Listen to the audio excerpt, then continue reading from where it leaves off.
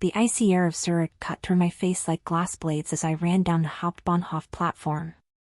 It was 18:28 p.m. on Christmas Eve, and the snow, which looked magical and romantic on postcards, was at that moment just a slippery obstacle between me and my lonely bed. My feet ached inside leather boots that weren't warm enough for the Swiss winter, and my fingers were numb, clutching the strap of my worn bag tightly. I had spent the last 12 hours translating technical documents for a pharmaceutical multinational that thought end-of-year deadlines were a suggestion, not torture. Attention, last call for the intercity. The voice on the loudspeakers echoed, distorted and in German, a language I still struggled to master completely after 2 years living here. I spotted the train at the end of platform 4. It looked different from the usual ones, more robust, but I didn't have time to analyze railway engineering. The platform conductor was turned away, talking to someone. I ran, ignoring the burning in my lungs, and jumped inside the last carriage at the exact moment the whistle blew. The doors closed with a hydraulic hiss, isolating the noise of the station. But, unlike the artificial heat and fluorescent light I expected, the carriage lobby was plunged into semi-darkness. There were only emergency lights on the floor, emitting a faint orange glow, and the rest was silence and shadows. Great, I murmured to nothingness, dropping my bag to the floor with a dull thud. Merry Christmas, Rebecca. Now you're in the carriage with an electrical fault. Probably no heating either. I leaned against the carriage wall, feeling the train give that gentle initial lurch, sliding out of the station. The darkness outside mixed with the darkness inside. My eyes, tired from the blue light of the computer, thanked the rest, but my heart was still racing from the run. It was then that I realized I wasn't alone. At the back of the carriage, sitting in an armchair I could barely distinguish in the gloom, was a silhouette. Broad shoulders, still posture. A man, presumably. He didn't move when I entered, nor when I complained. Normally, I would stay quiet.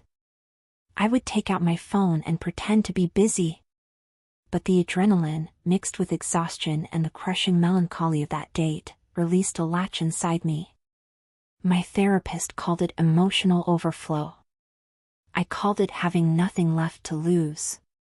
Can you believe this? I blurted out, my voice echoing a little too loudly in the confined space. They said Switzerland ran like a clock. Punctual trains, perfect chocolate, everything clean. No one warned me that on Christmas Eve I'd be in a ghost carriage, freezing, going to an apartment where the only thing waiting for me is a microwave fondue for one. The silhouette didn't answer. Maybe he didn't speak my language. Maybe he was asleep. But I continued anyway. The dark gave me a stupid courage. You know what's worse? I continued, taking off my beanie and shaking the snow from my hair. Everyone thinks living in Europe is a dream. Oh, Rebecca, you must be skiing in the Alps. No, Mom, I'm translating medicine leaflets and dodging coworkers who invite me for Christmas out of pity. Come, Rebecca, don't be alone. The look of pity is worse than the loneliness. At least loneliness is honest. The train began to gain speed, the rhythmic movement under my feet. I just wanted. My voice cracked, and I felt that lump in my throat I had been swallowing all day. I just wanted, for once, Christmas to be that magical thing they sell in movies. But here I am, talking to a stranger in the dim light, on a train that probably won't even stop at my station because, with my luck, I caught the direct express to Germany. I took a deep breath, trying to hold back the tears. Sorry. I'm not usually like this. It's just, the dark helps. When we don't see things clearly, it's easier to pretend we aren't sad. For the first time, the silhouette moved. I heard the sound of fabric rustling, like an expensive suit adjusting. The dark has its advantages, a voice said. I froze. It wasn't the voice of a tired passenger. It was a deep, velvety voice, with a soft French accent that rounded the vowels in a way that made every hair on my body stand on end. It was a voice of command, calm and controlled. But, he continued, it also hides things that deserve to be seen. Suddenly, there was a soft click. It wasn't a gradual return of power. It was as if someone had lit a star inside the carriage. Lights. Thousands of them. I blinked, stunned, as my eyes adjusted. The carriage wasn't a standard passenger car with blue fabric seats and linoleum floors. I was in a palace on rails. The ceiling was covered in fresh pine garlands, intertwined with golden lights that emitted a warm, welcoming glow. The windows were framed in red velvet. In the center of the carriage, where I had carelessly thrown my bag, was a thick Persian rug. There was a small Christmas tree decorated with real crystals in a corner, and the smell, it wasn't musty or of old electricity. It smelled of cinnamon, pine, and real hot chocolate. And then, I looked at the man. The silhouette took form, and I wished the lights would go out again just to hide the violent blush that rose up my neck. He was sitting in a vintage leather armchair, holding a crystal glass with amber liquid. He wore a tuxedo, the bow tie undone, the collar of his white shirt open revealing his neck. He had dark hair, slightly disheveled, and eyes that were so light blue they looked like ice, focused entirely on me with a mixture of amusement and intense curiosity. He was, without a doubt, the most handsome man I had ever seen in my life. And I had just dumped my neuroses into his lap. "You," I stammered, looking around, at the luxury, the festive decor, at him. "This isn't the regional train to Erlikon." He smiled. A slow, lopsided smile that made my stomach do a somersault. "No, Mademoiselle Rebeca," he said, using my name which I didn't remember saying, or perhaps he had deduced it from my monologue. "It definitely is not." He stood up. He was tall, imposing presence in that luxurious space. "The power wasn't out," he explained, walking toward me. "I asked for the lights to be cut while we left the city. I like to see Zurich falling behind in the dark before lighting up Christmas." He stopped 2 steps from me. I felt small, wet with snow, and dressed like a beggar next to his elegance. "Who are you?" I whispered. "Pierre," he said, extending his hand. "And I regret to inform you that you won't be eating microwave fondue tonight." "Why not?" I asked, still confused, staring at his hand. "Because this carriage is private. It is attached to the train, yes, but its destination is Gstaad. I am taking Christmas to my family in the mountains, and it seems I've just gained a stowaway passenger who hates her own loneliness." The train curved, revealing through the now illuminated panoramic windows the white and majestic landscape of the Alps under the moonlight. But I couldn't look at the view. I could only look at Pierre, who was watching me as if I were the most interesting gift he had found under the tree that night. "Gstaad is hours from here," I said, panic starting to fight with fascination. "I have to get off." Pierre checked a wristwatch that probably cost more than my entire life. "I'm afraid the next stop is only in an hour. And, judging by your passionate speech about the honesty of loneliness." He tilted his head, eyes shining. "I think you need a better drink than cheap fondue." He turned and poured another crystal glass. "Sit down, Rebeca. Since you invaded my train in my silence, the least you can do is help me drink this cognac and tell me why a woman with so much fire in her words is spending Christmas in the cold." I looked at the locked door. I looked at the snow outside. And then I looked at Pierre. For the first time in 2 years, the cold in my chest seemed to lessen a little. "Okay," I said, taking off my wet coat. "But if you're a rich serial killer, I have pepper spray in my bag." His laugh was the warmest thing in that carriage. "Noted, Sherry. Noted." The cognac went down burning my throat, a liquid fire that, for the first time that night, competed with the chill that had settled in my bones. I sat on the edge of the velvet armchair, still holding my bag like a shield against my chest.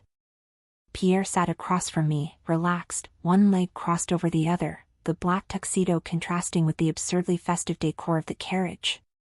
"So," he said, swirling the amber liquid in the glass. "You translate medicine leaflets. That explains the surgical precision with which you described your misery. You deal with side effects all day." I gave a weak smile, feeling the alcohol loosen my tongue a little more. Side effects include loneliness, frozen fingers, and the typically American tendency to think I can solve everything myself, including invading billionaire private property. Pierre laughed. It wasn't a polite laugh, it was deep, vibrating in his chest. Billionaire is a strong word. I prefer exhausted heir of a logistics empire who would rather be sleeping than wearing a bow-tie dot. He leaned forward, and the scent of his cologne, wood and something citrusy, clean like snow, invaded my personal space. "You said you came to Switzerland in search of a dream," he observed, his blue eyes losing the playful tone and gaining genuine curiosity. "What was it?" "The American dream exported to the Alps." I looked at the window. The landscape outside was a blur of black pines and bluish snow under the moonlight. "I wanted to work at the UN, in Geneva," I confessed. "I left New York thinking I would change the world, human rights, diplomacy, that whole idealistic thing. But life in Switzerland is expensive. The visa is complicated. And suddenly, 2 years have passed and I'm in Zurich, correcting the grammar of keep out signs, and the closest I got to changing the world was learning to separate garbage into 5 different categories." I felt the weight of my own honesty. I had never said that out loud. "It's a sad story, Rebeca," Pierre said softly. "But you know what I see? I see someone who crossed the Atlantic alone. That requires a courage that most people I know, born with a silver spoon here in Europe, would never have." Our gazes met and, for a second, the swaying of the train seemed to disappear. There was an intensity in the way he looked at me that made me forget I was wearing old boots and a department store coat. "And you?" I asked, needing to shift the focus. "Why does the man who has a private Christmas train look so tired?" Pierre sighed, leaning back and running a hand through his dark hair, his expression softening but heavy. "Because I'm going home. And at the Duchamp house, Christmas isn't quiet. It's an avalanche. It's about excessive heat, shouting, and enough food to feed an army." He looked at the Christmas tree in the corner of the carriage with an affectionate but exhausted smile. "My mother decorated this carriage. She says if there aren't enough lights, the Christmas spirit might pass right by our valley and go to France.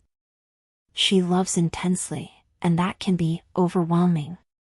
He took a long sip of his drink, eyes focused on something distant. "I love my family, God knows I do. But I manage the entire logistics and export operation of the group.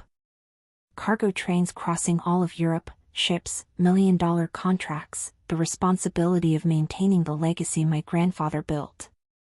I carry the weight of this empire on my back all year, Rebeca. I've been so focused on business, so buried in meetings and time zones, that I forgot to build a life outside of it." He looked at me again, and the vulnerability in his eyes disarmed me. "And then I come home for Christmas, surrounded by 30 people who love me, nephews running around, my mother trying to push food on me, and I've never felt so alone. It's the loneliness of being at the center of everything, being the pillar for everyone, but not having that one person to share the silence with at the end of the night. The person who sees Pierre, and not the CEO." The train began to slow down. The lights of the city of Bern passed by the windows. "We're stopping," I said, feeling the panic return, but now mixed with deep empathy for this man who had everything and, at the same time, felt the same lack I did. "I have to get off. I can catch a train back to Zurich from here." I stood up, my legs a little shaky. Pierre stood up too, gently blocking my path. He didn't touch me, but his presence was a magnetic barrier. "You could," he said. "You could get off on this coal platform, wait 40 minutes for a regional train, go back to your silent apartment and eat your microwave fondue. He took a step forward. Or, you could stay. My heart raced. Stay? Pierre, I don't have clothes. I don't have gifts. I'm a stranger. And your family sounds intense. They are, he laughed, and the sound was warm. They are loud, nosy, and wonderful. And my mother will love you. As for clothes, my sister, Sophie, is your size and has a closet that could dress a small country. She'll be delighted to have someone new to style. This is crazy, I whispered. You can't just take a woman you met on the train to your family's Christmas. They'll ask questions.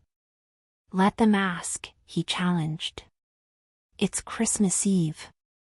It's the time for miracles, isn't it? Or at least, the time to suspend judgment. He looked at the window. The train had stopped completely. The doors up front opened, but the door to our private carriage remained closed. Rebeca, his voice became lower, deeper.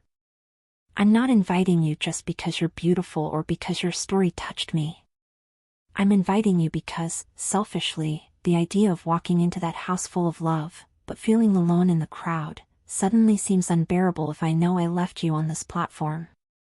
Your direct honesty is what I need to survive the chaos of the Duchamps. He extended his hand, palm open upwards.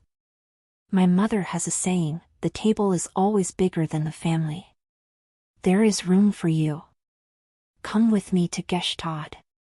Help me deal with the avalanche of affection, and I promise you'll have the best Christmas of your life. No plastic fondue. The train conductor passed by the window outside, blowing his whistle. The train was about to leave. I looked at the empty, gray platform of Bern. I looked at my safe, predictable, lonely life waiting for me on the way back. And then I looked at Pierre. At the golden glow of the Christmas lights reflected in his ice eyes. At the extended hand that offered not just a trip, but a real connection. I remembered what I had told myself 2 years ago when I boarded at JFK heading for Europe, have courage. The train lurched. Okay, I said, placing my hand in his. His skin was warm. But if your family is as loud as you say, I'm going to need more of that cognac. And I'm going to say I'm your American logistics consultant, an expert in managing Christmas chaos. Pierre closed his fingers around my hand and pulled me gently, not into a hug, but close enough for me to feel the heat of his body. A smile of genuine relief lit up his face, taking years off that tiredness he carried. Deal, Sherry. Get ready. The Duchamps don't know what's coming. The train accelerated, leaving Bern behind, climbing toward the mountains where the snow was deeper and, for the first time, the future seemed brighter than the streetlights. Gstaad wasn't just a town, it was a movie set where every snowflake seemed to have been placed by hand by a perfectionist decorator. When we got off the train, the air was even thinner and sharper than in Bern, but it smelled of old money and wild pines. A uniformed driver waited beside a shiny black SUV, but Pierre dismissed the man with a quick wave and a few words in rapid French, taking the keys himself. I'll drive, he said, tossing my old bag into the leather back seat as if it were a Louis Vuitton. I like to control the way home. It's the only thing I can control around there. I got into the passenger seat, grateful for the seat heater that immediately started working against the cold in my legs. While Pierre maneuvered the car through the narrow, lit-up streets of Gstaad, passing Cartier and Prada windows glowing in the night, I felt the nervousness return full force. Pierre, I began, my voice a little strangled. We need to align the story. Who am I? A co-worker? A translator you hired last minute? A lost tourist you rescued out of charity? Pierre laughed, shifting gears with enviable smoothness as the car climbed the mountain, moving away from the village center. Rebeca, you're American. Aren't you famous for being direct? He glanced at me briefly, the dashboard glow illuminating his strong profile. Don't lie. My mother, Odette, has a built-in lie detector better than the CIA's. If you try to invent a story, she'll dismantle you before the appetizer is served. So what do I say? Hi, I invaded your son's train and he brought me home because he was lonely? Say we met on the train. It's the truth. Say you were alone for Christmas and I invited you. It's the truth. He paused, and his right hand left the gear stick to cover mine, which was clutching my knee in tension. Let them draw whatever conclusions they want. And believe me, they will draw many. The car made a sharp turn, entering a private road lined with gigantic snow-covered trees. And then, I saw it. It wasn't a house. It wasn't even a mansion. It was a complex of interconnected dark wood chalets, with slanted roofs heavy with snow, and every balcony, every window, every tree around was wrapped in so many golden lights it looked like a constellation had fallen onto the mountainside. You said your mother liked lights, I whispered, jaw dropped. You didn't say she tried to be visible from space. Pierre let out a tired but affectionate laugh. Welcome to Chalet La Toile. Discretion does not live here. He parked in front of the main entrance, where a wreath the size of a tractor tire adorned the solid oak door. Before I could take a deep breath to prepare, the door opened. It wasn't a butler who appeared. It was a small, elegant woman, dressed in impeccable cream cashmere and pearls, but with an energy that vibrated in the cold air. Pierre Duchamp, she shouted, descending the stone steps without caring about the snow on her velvet shoes. You are 2 hours late.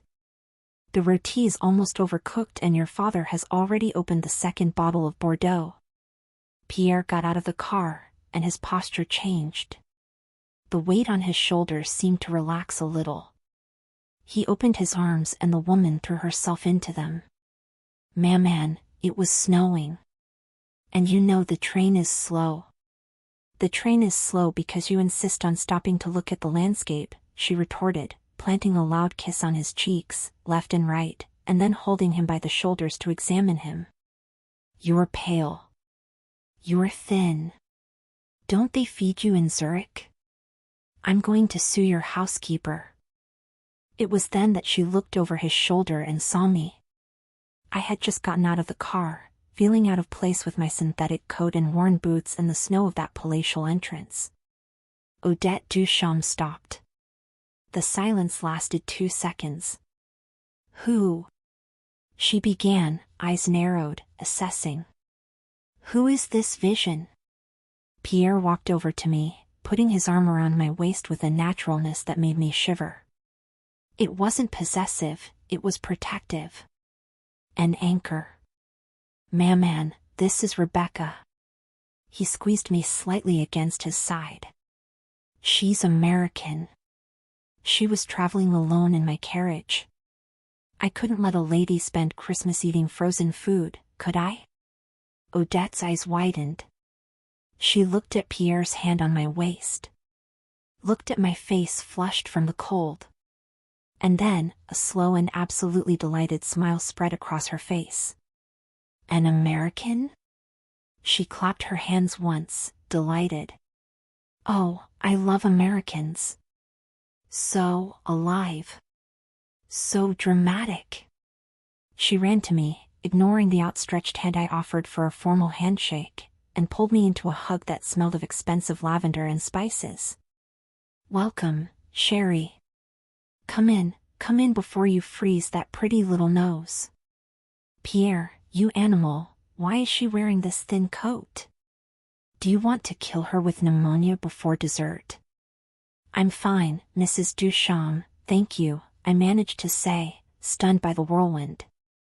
Mrs. Duchamp is my mother-in-law, God rest her soul, she said, pulling me by the arm toward the open door, from where the sound of laughter and jazz music spilled out. Call me Odette. Or Maman, if the wine goes to your head. Now come. Sophie. Jean-Luc. Pierre has arrived and brought a surprise. I looked back as I was dragged. Pierre came right behind, carrying my humble bag and his expensive leather suitcase. He met my look of panic and winked. "Courage, Rebeca," he murmured, an amused smile on his lips. "The easy part is over. Now you're going to meet the rest of the tribe." We entered the foyer, and the heat hit me like a physical embrace. There were fires crackling, the smell of roasting meat, dogs barking, 2 golden retrievers ran to greet us, and children running around a Christmas tree that touched the double-height ceiling. Had I gotten into the wrong car? Maybe. But as Pierre put his hand on my back again, guiding me through the golden chaos of his family, I had the strange and frightening feeling that, for the first time in years, I was in the right place. The whirlwind of greetings, golden retriever barks, and the intoxicating smell of foie gras and pine was left behind when Pierre gently touched my elbow. "Sophie," he called, intercepting a stunning blonde woman balancing a tray of canapés. She had Pierre's same blue eyes, but with a mischievous glint. "This is Rebeca. She needs a rescue. And a room." Sophie handed the tray to a passing cousin and looked me up and down. Not with judgment, but with the precision of a tailor taking mental measurements. "Ah, the stowaway from the train." She smiled, taking my hand. "Pierre texted me. Said he kidnapped an American and that I needed to open the emergency archive. I wasn't kidnapped," I tried to correct, laughing nervously. "I was persuaded. With the Duchamps, it's the same thing," she winked. "I'm Sophie. And yes, I own Latelier, the boutique you probably saw on the main street and bought cost a kidney just to enter. Come with me. Pierre, go serve drinks. You did the hard work of bringing her, leave the magic to me now." Pierre cast me one last look, a mix of encouragement and a silent promise that he would be waiting for me, before being swallowed again by the familiar crowd. Sophie guided me up a wide wooden staircase to the second floor, where the party noise became a muffled, distant hum. She opened double doors at the end of the hallway. "This is the tower room. It's the quietest. And it has the best bathtub." The room was a winter dream. A king-size bed with white linen sheets and faux fur throws, a gas fireplace crackling softly, and floor-to-ceiling windows overlooking the snowy peaks. But what caught my attention was the attached bathroom. It was all white heated marble. And in the center, under a skylight revealing the stars, a gold-footed Victorian tub was already full, steam rising in lazy spirals, smelling of eucalyptus and rose essential oils. "Mom ordered it prepared as soon as Pierre called from the car," Sophie explained. "She said, that girl is going to need to wash off the travel and the sadness before dinner. Mom is a bit of a witch, in a good way." She walked to a built-in closet and took out a garment bag. "Pierre said your luggage, well, that you have no luggage. So, I brought something from my personal collection. Something I think will match your skin tone and this intensity of yours." She placed the outfit on the bed and smiled. "Take your time. Dinner will only be served in 40 minutes. Use the bath salts. And Rebeca?" She stopped at the door. "Don't be afraid to shine. This house likes light." When the door closed, I let my body crumble. The tension of the last few hours, the run in Zurich, the fear, the loneliness, it all weighed down at once.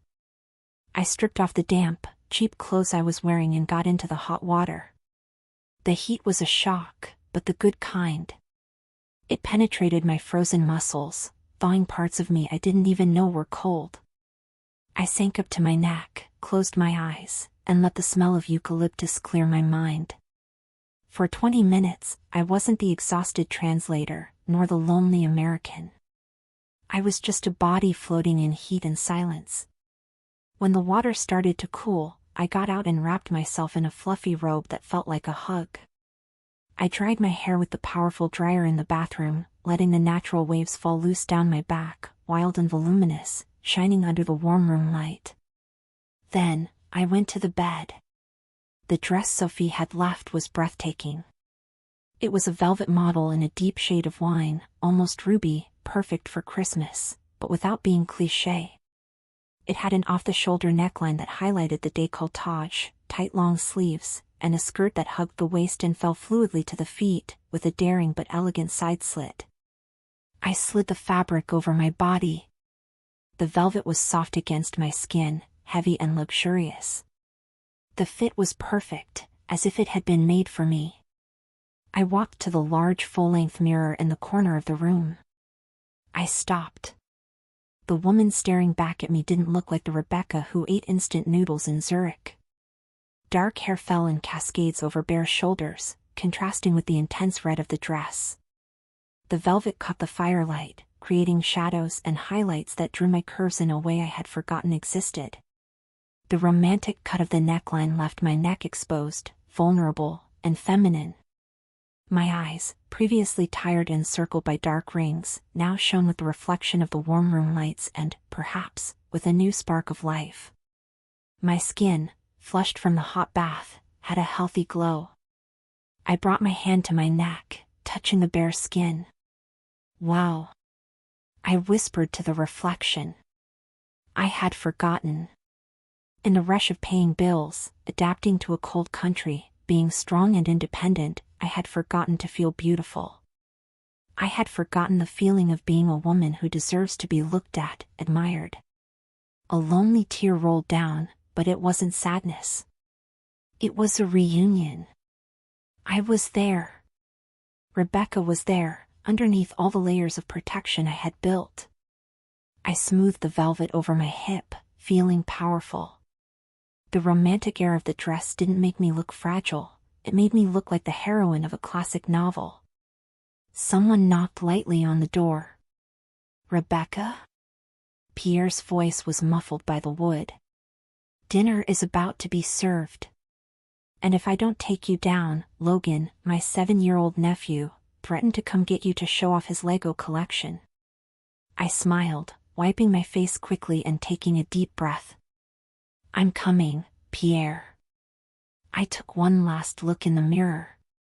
Straightened my posture, lifted my chin. I was ready to go down. Ready for the noisy family. And, above all, ready to see Pierre's expression when I opened that door.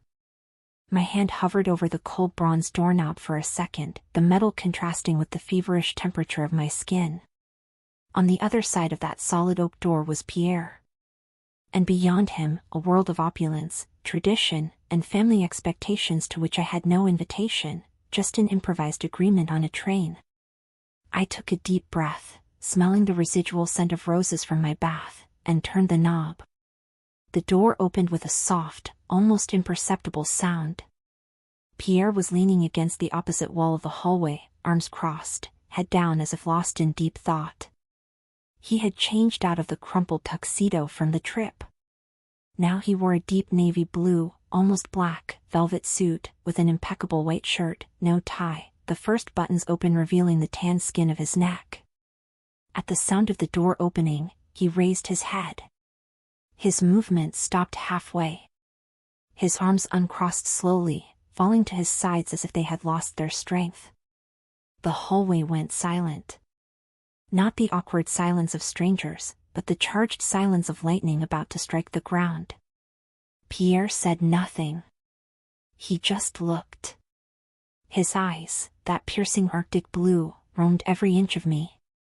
They started at my medium-heeled boots and nude tights, went up the slit of the wine velvet skirt, traced the curve of my waist marked by the fabric, lingered on the exposed skin of my shoulders, hair, and neck, and finally found my eyes. I saw his pupil dilate. I saw his breath hitch for a millisecond. I felt a heat rise through my body that had nothing to do with the fireplace in the room. It was the physical sensation of being seen. Not as the tired translator, not as the lost American, but as a woman. Mon Dieu! His whisper escaped hoarse, reverent, breaking the spell of silence. I took a hesitant step out of the room, the velvet of the dress brushing softly against my legs, a whisper of fabric that seemed too loud in that hallway. Sophie. My voice failed, so I cleared my throat and tried again, seeking a bit of that American courage I promised to have. Sophie has good taste. Pierre pushed off the wall. He walked toward me, not with the rush of someone late for dinner, but with the deliberation of a predator, or a mesmerized man.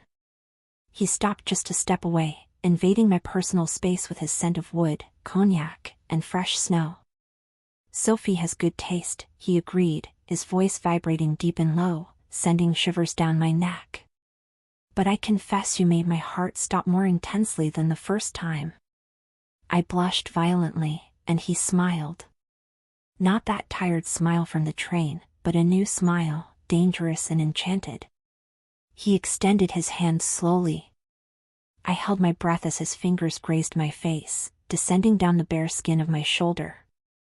His touch was warm, firm, and electrifying. He traced the line of my collarbone with his thumb, an almost imperceptible caress that made my knees threaten to give way. You let your hair down, he observed, winding a dark lock around his finger. I was waiting to see that since you took off that beanie in the carriage. It was a very practical beanie, I defended myself in a whisper, unable to look away from his mouth. Practical, he mocked softly, moving another inch closer, looking at me with a sincere gaze full of tension. I am happy I am not seeing you practical tonight, Sherry. Although I saw your beauty even in clothes worn out from work, you look extremely beautiful in that dress. The tension between us was a rope stretched to the breaking point. I wanted him to kiss me. The urge was insane, illogical, and overwhelming. We were in his mother's hallway, about to go down for Christmas dinner with 30 strangers, and all I could think about was what those lips teasing me would taste like. Pierre seemed to read my thoughts. His gaze dropped to my mouth, darkening. He tilted his head slightly, and I leaned toward him, drawn like a moth to the light. Pierre. Odette's shrill voice echoed from the stairs below. The champagne is getting warm and your Uncle Albert is about to start telling the war story again. Come down now.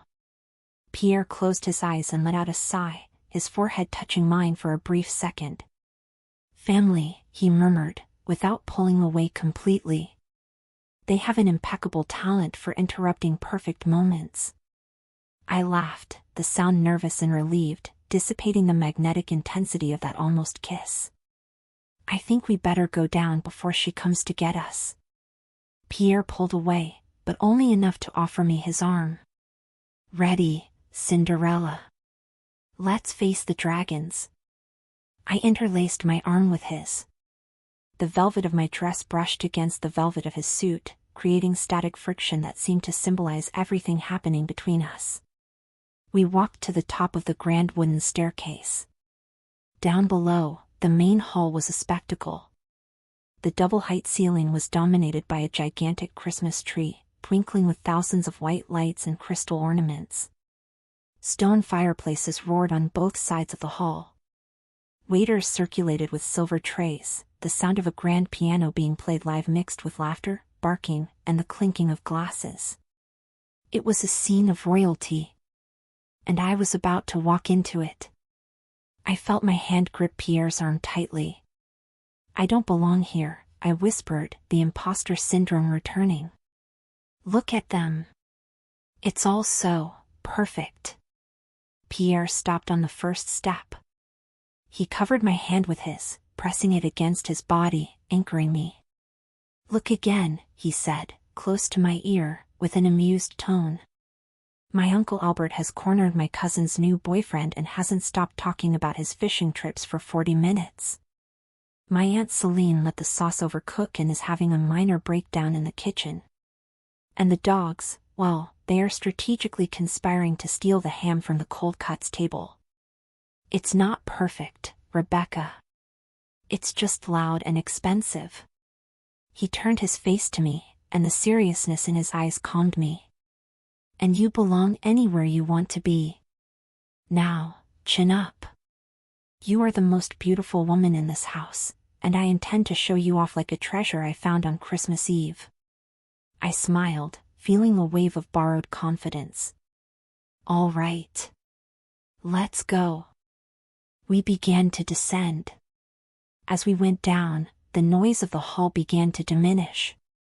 First the conversations closest to the stairs ceased, then the silence spread like a wave until only the piano could be heard. Heads turned. Dozens of pairs of eyes fixed on us. I felt the weight of the stairs, but strangely, I didn't feel small. With Pierre's arm firm under mine, with the ruby dress flowing around me, and with the memory of his look in the hallway, I felt untouchable.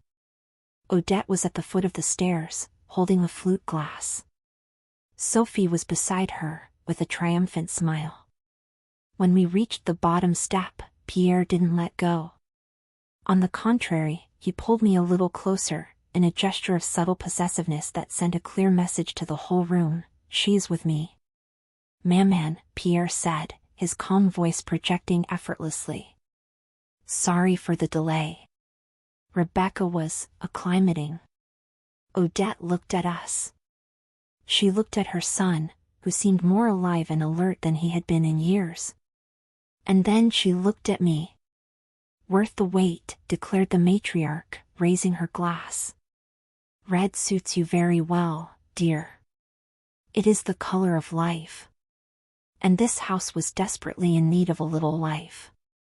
A murmur of approval ran through the room, but before I could breathe or attempt some European formality, Pierre gently guided me into the middle of the crowd.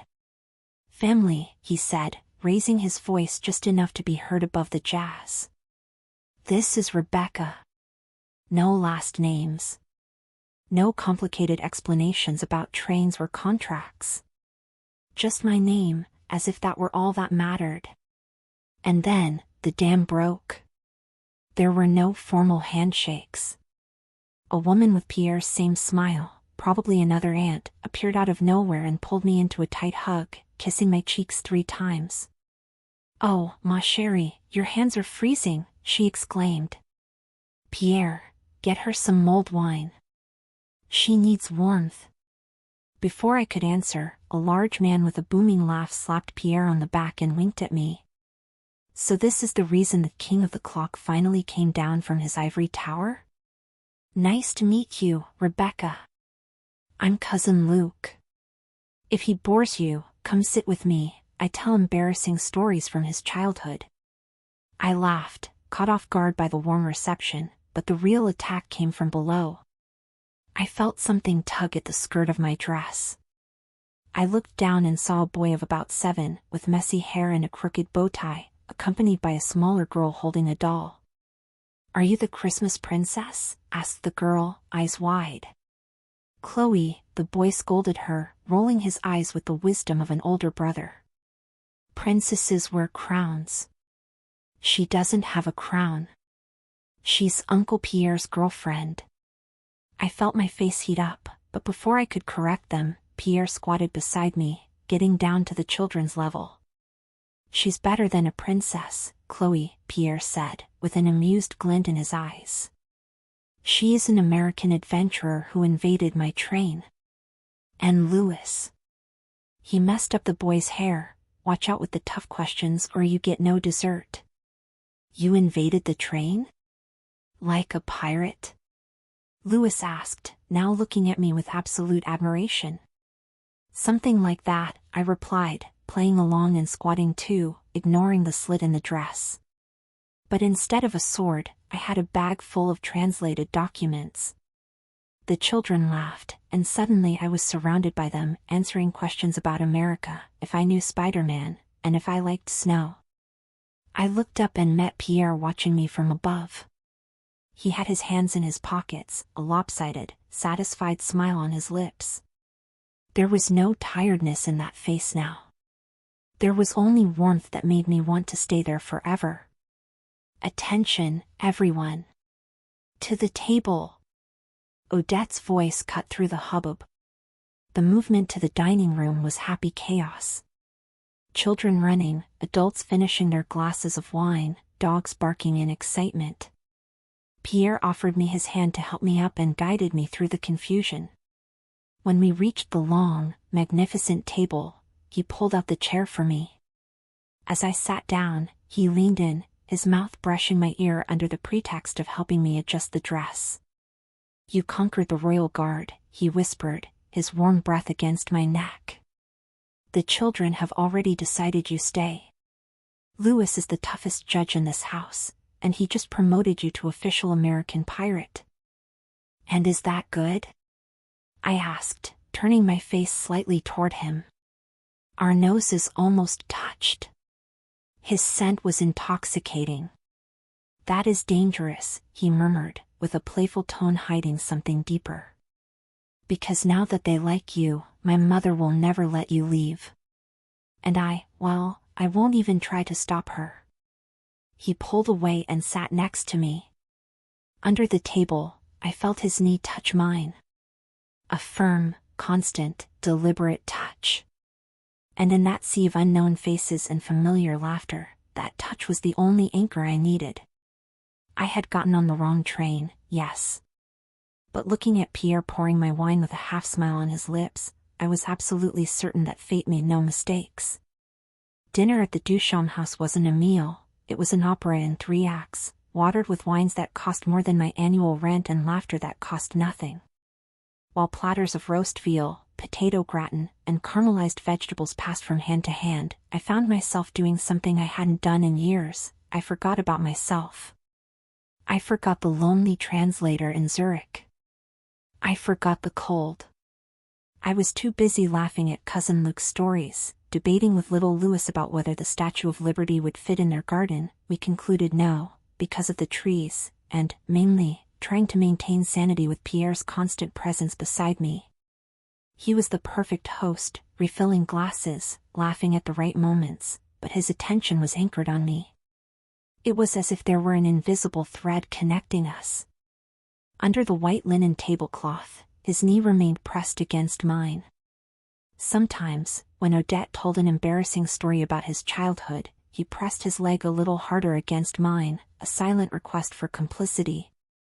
And when I laughed, throwing my head back, I felt his gaze burn on my neck exposed by the dress, heavy and possessive.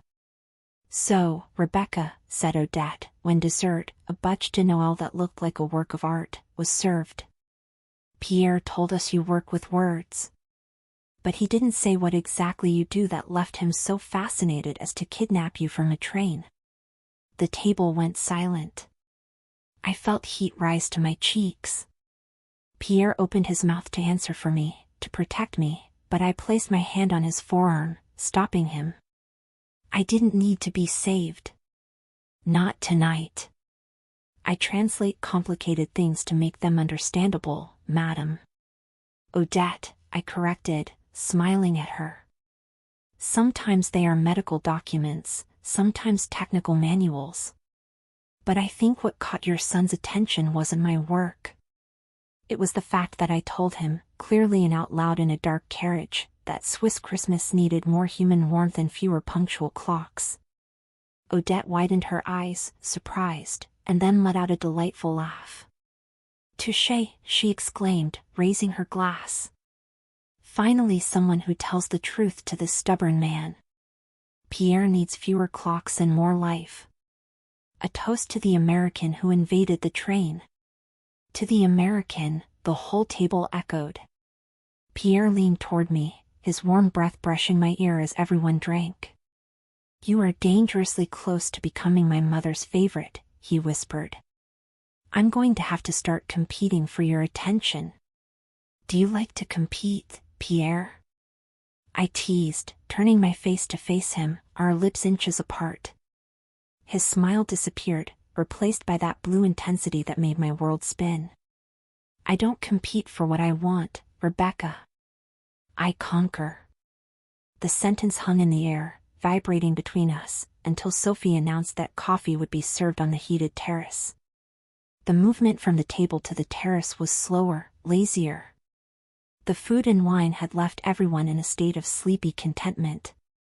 The terrace was a spectacle apart. Enclosed by glass, overlooking the snowy valley, it was warmed by fire torches and decorated with fur blankets on low sofas. Snow fell outside, silent and white, but inside it was warm and golden. I sat on one of the sofas, watching the family disperse into small groups. Pierre had been intercepted by his father to discuss something about cigars, but his eyes never left mine, promising a quick return. I was admiring the falling snow when I felt the sofa sink beside me. It wasn't Pierre. It was Louis, the 7-year-old boy, holding 2 gingerbread cookies. "Are you leaving tomorrow?" he asked, direct as only a child can be. "I think so," I replied, feeling a sudden pang of sadness at the idea. "I have to go back to my house." "Uncle Pierre won't let you," he said, biting the head off the gingerbread man.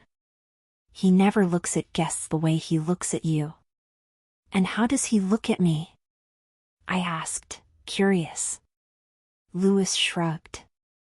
"Like you're the last piece of chocolate in the box. The one we hide so no one else takes it."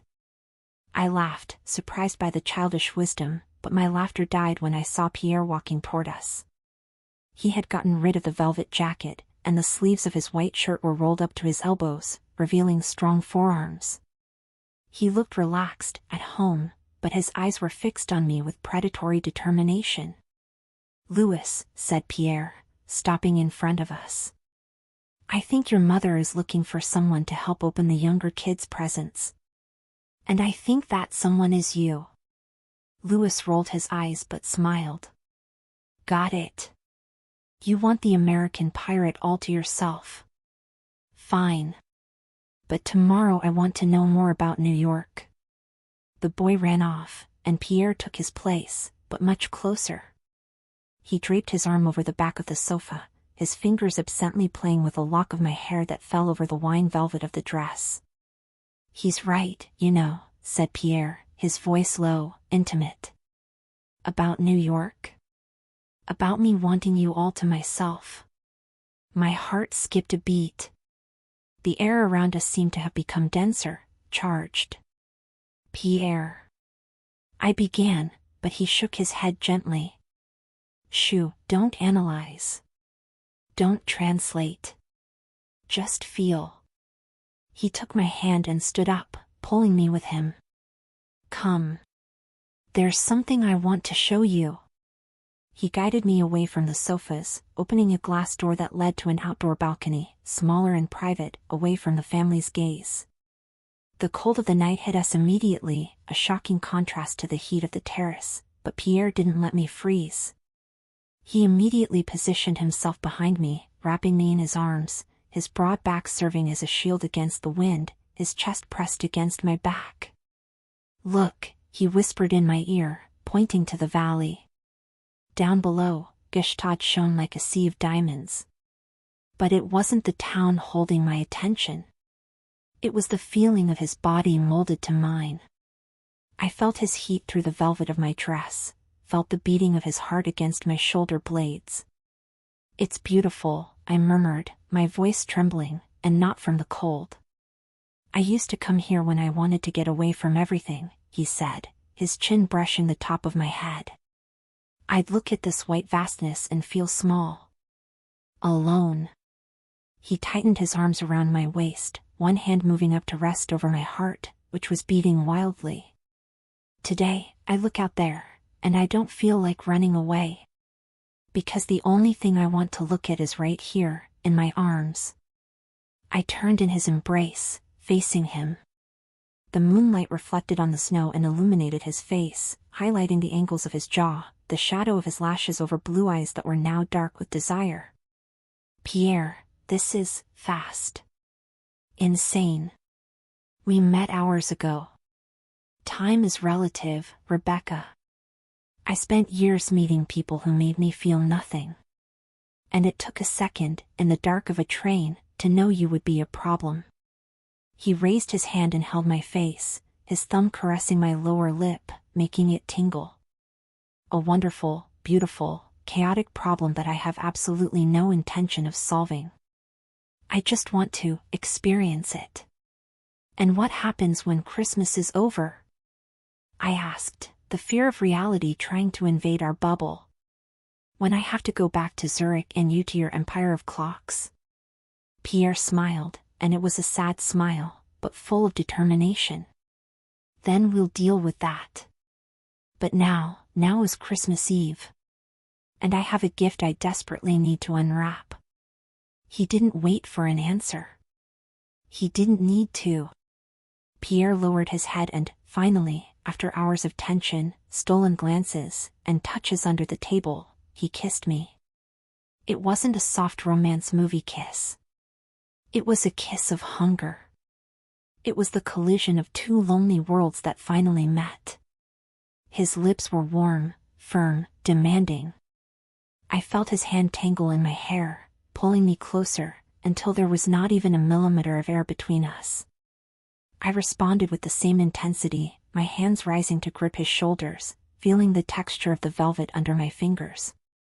The cold of the snow disappeared. The party noise disappeared.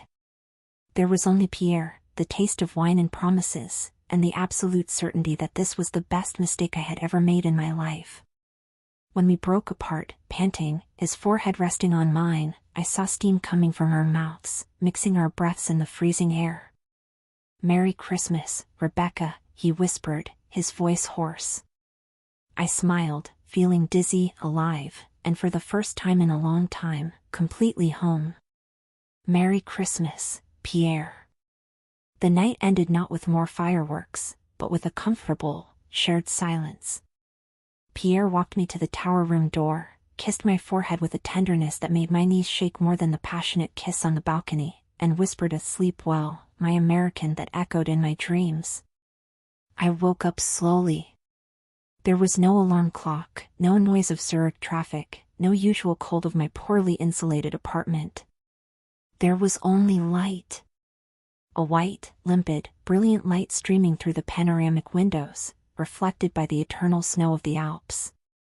I stretched under the Gstaad duvet, feeling the soft linen against my skin. For a moment, I didn't know where I was. Then, the smell of freshly brewed coffee and burnt wood invaded my nostrils, bringing memories of the previous night back in a dizzying wave: the train, the red velvet, the loud family, and Pierre. I opened my eyes. Pierre was there. He was sitting in a leather armchair near the lit fireplace, dressed casually, which somehow made him even more attractive than in the velvet suit. He wore high-quality gray sweatpants and a thick, cream-colored knit sweater that looked soft and inviting. He held a ceramic mug and watched me. There was nothing scary about being watched by him. His gaze was tranquil, as if he were admiring a landscape he wanted to memorize. "Merry Christmas, Rebeca," he said, his morning voice hoarse, deep, and velvety. I sat up in bed, pulling the sheet to cover the neckline of the silk nightgown Sophie had also lent me. I tried to fix my hair with my fingers, suddenly conscious of my morning appearance. "How long have you been there?" I asked, my voice still thick with sleep.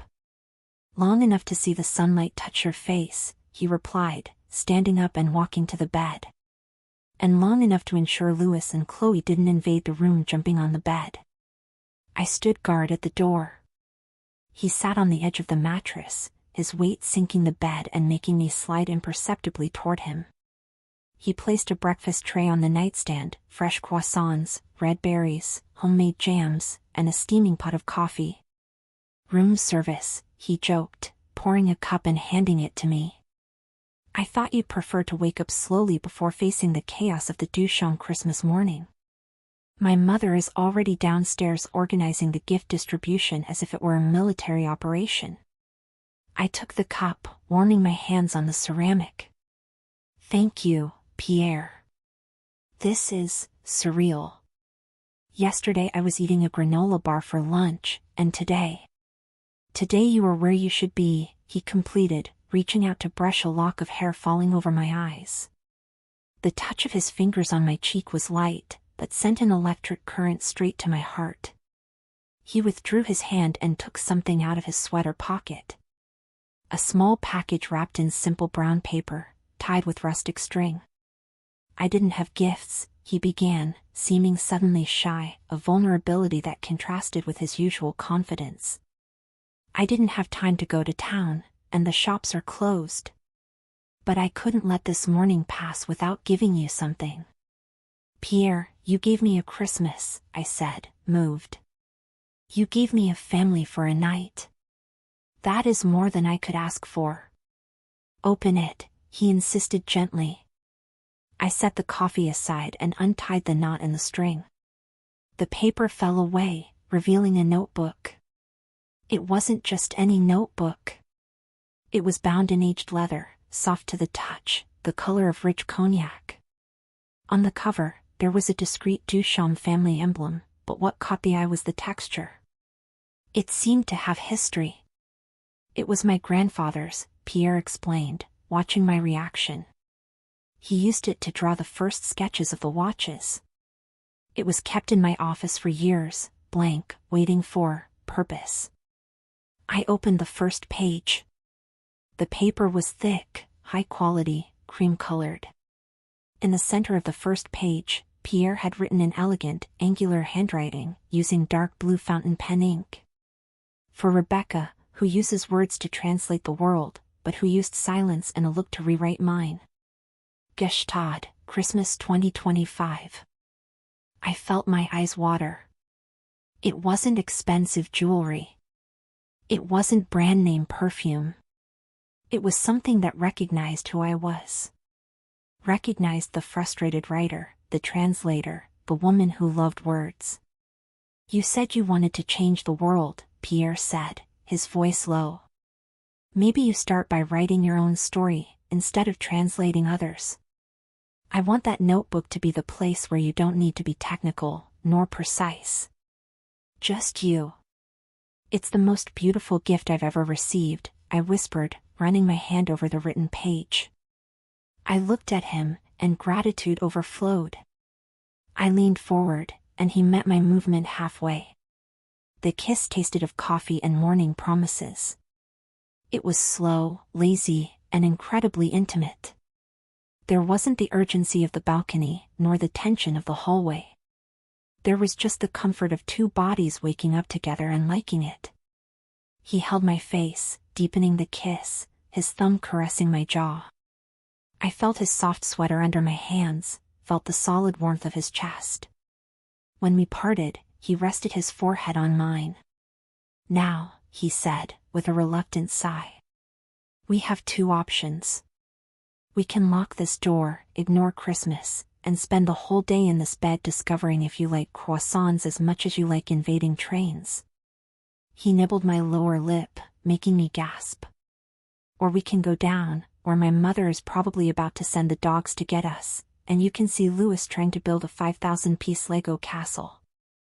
I laughed, although the first option sounded too tempting. I think I promised Louis I'd help with the castle, I said. And I don't want to disappoint your mother. She called me Sherry 3 times yesterday. Pierre smiled, kissing the tip of my nose. She did. And that, my dear American, is harder to get than a Swiss visa. He got off the bed and held out his hand to me. Come. The Duchamp clan awaits. And later, later we have the rest of the day for the first option.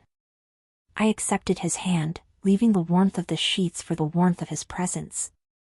While I walked to the bathroom to change, putting on comfortable wool pants and an oversized sweater Sophie had also left, she thought of everything. I looked at the leather notebook on the nightstand. I had arrived in Switzerland looking for a professional purpose. But looking at Pierre, who waited for me at the door with that lopsided, patient smile, I realized that maybe I had found something much rarer, a place where I didn't need to translate who I was. I could just be. Descending the stairs of the Duchamp mansion that morning was like entering the inside of a snow globe that had been shaken hard. The main hall, which the night before displayed contained elegance, was now a battlefield of joy.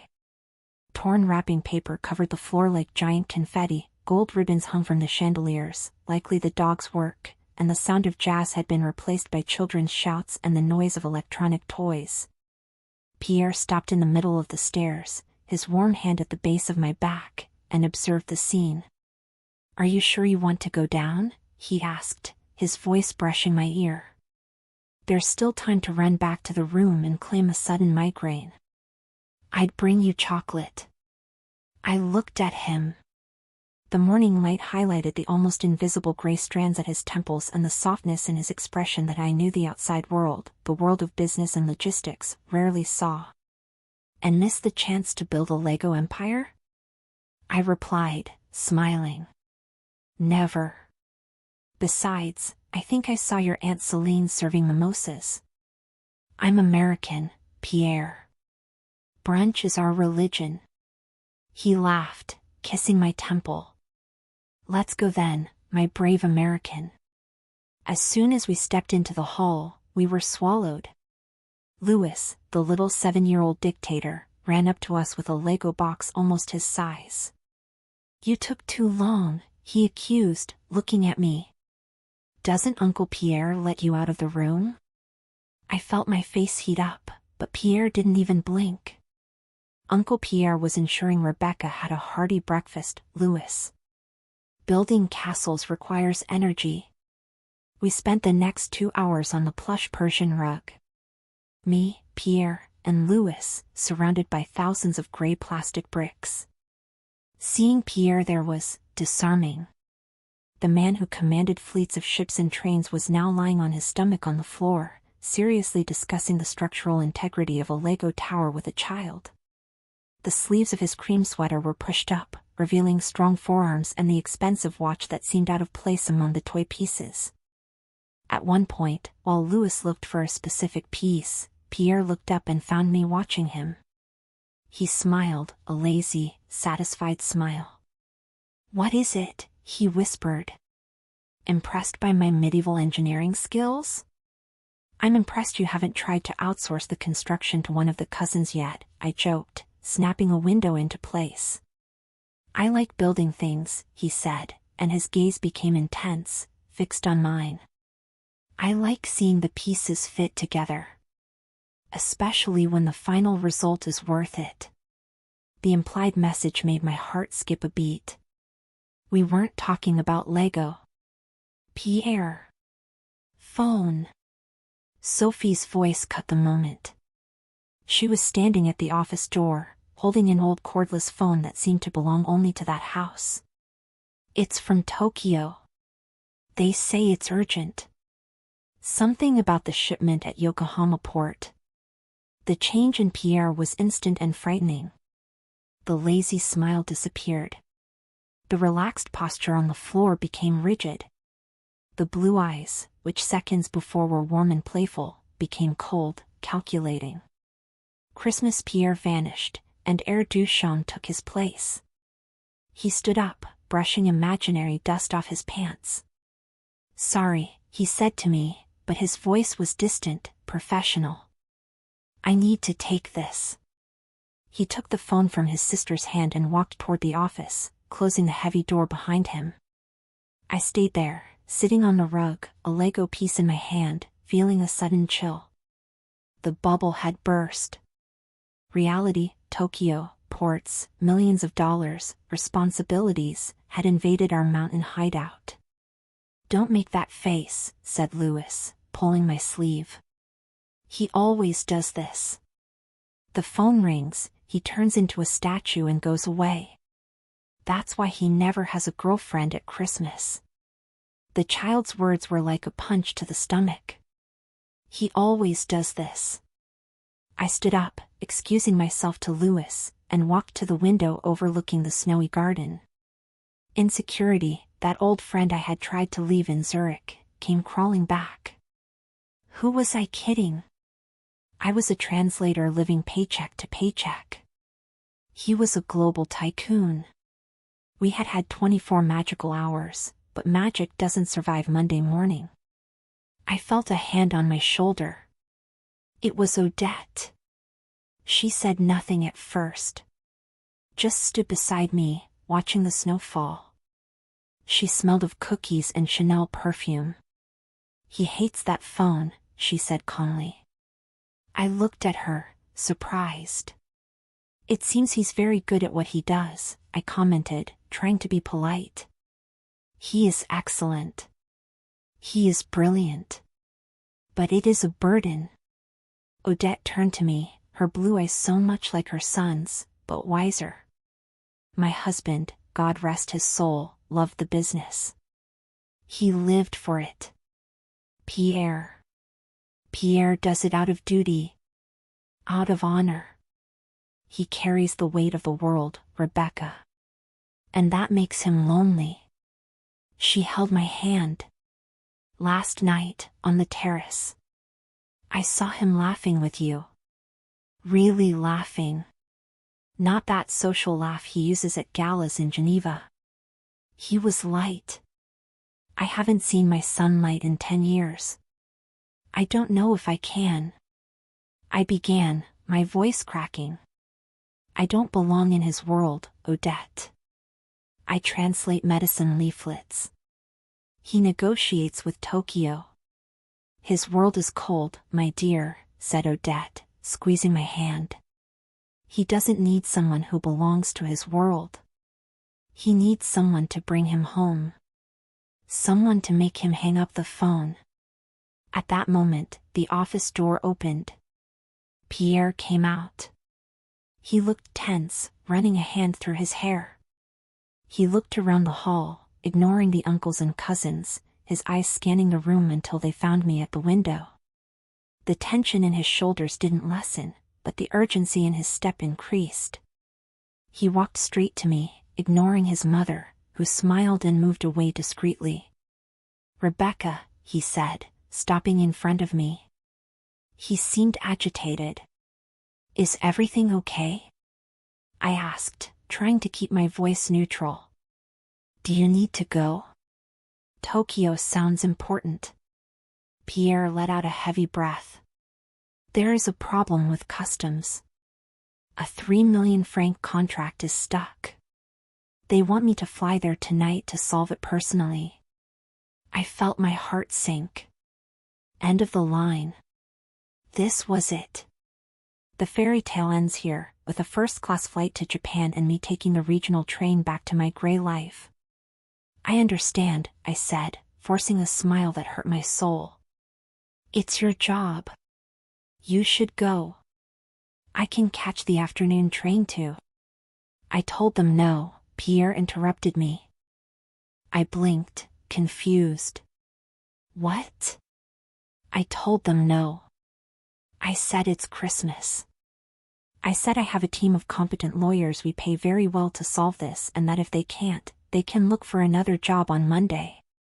He took a step forward, invading my space, taking my cold hands and bringing them to his chest, where I could feel his heart beating hard. Pierre, it's 3 million francs, I whispered, shocked. I don't care if it's 30 million, he said, his voice hoarse and intense. I've spent the last 10 Christmases on planes, in offices, in empty luxury hotels, solving crises for people who don't know my middle name. I am not losing this Christmas. I am not losing you. He looked deep into my eyes, and the CEO coldness melted, revealing the man who had kissed me on the balcony. Louis said I turn into a statue when the phone rings, he continued, a sad smile on his lips. He is right. But you make me want to break the statue. I am not going to Tokyo, Rebeca. I am going to finish that Lego castle with you. And then I am going to take you for a walk in the snow. And then I am going to kiss you until you forget you were ever afraid of not belonging here. A stubborn tear escaped my eye. Pierre wiped it away with his thumb, with devastating tenderness. Will you stay? He asked. It wasn't an order. It was a request. The most powerful man in the room was asking me to stay. I'll stay, I replied, my voice shaky but sure. But only if you let me put the flag on top of the Lego castle. Pierre laughed, and the sound was like music. He pulled me into a tight hug, burying his face in my neck, breathing deeply as if I were the oxygen he was losing in that office room. The flag is yours, Sherry. The castle is yours. And, if you haven't noticed yet, I am too. He let go, interlaced our fingers, and pulled me back to the center of the room, to the Persian rug, to the noise, to the family. Louis, shouted Pierre. Prepare the pieces. the American and I are back. And we aren't going anywhere. As we sat on the floor again, I saw Odette across the room, raising her mimosa glass in a silent toast to me. I smiled back. The world outside, with its ports and contracts, could keep turning. But here, inside the snow globe, time was suspended. And I was in no hurry to leave. The Lego castle was finished. It was an architectural monstrosity with crooked towers, a drawbridge that didn't work, and a pirate flag, Louis's idea, hoisted atop the highest tower. But to me, it was the most beautiful building in Switzerland. Pierre stood up from the rug, cracking his back with a low groan, but with that satisfied smile still playing on his lips. "The work is delivered, Louis," he said, messing up his nephew's hair. "But now I have a promise to keep to Miss Rebeca." "The walk in the snow?" asked Louis, without taking his eyes off his creation. "The walk in the snow," confirmed Pierre. He extended his hand to help me up. The warmth of his palm against mine was an immediate reminder that the domestic bubble was about to change scenery. "Let's go," he said. "Before my Aunt Celine decides we need to taste the 12 types of cheese she brought from the farm." We went to the entrance hall, where Pierre helped me put on my coat. But not my thin synthetic coat I had brought from Zurich. Sophie, at some point during the Lego construction, had left a heavy and luxurious white faux fur coat hanging there for me. Pierre held it open. I slid my arms through the sleeves, feeling the comforting weight of the fabric. He adjusted the collar around my neck, his fingers lingering on my nape, brushing the sensitive skin there. "You look like a snow queen," he murmured, turning me to face him. He was wearing a charcoal wool overcoat over the cream sweater, looking like something out of an Alpine fashion editorial. Only much warmer. He put a wool beanie on his own head and offered me his arm. "Ready to face the cold, Sherry? With you? Always." We went out the main door. The contrast was immediate. The noise, the smell of food, and the warmth of the house were cut off as soon as the heavy door closed behind us. The world outside was blue and white. The afternoon sun was beginning to set, casting long violet shadows over the pristine snow.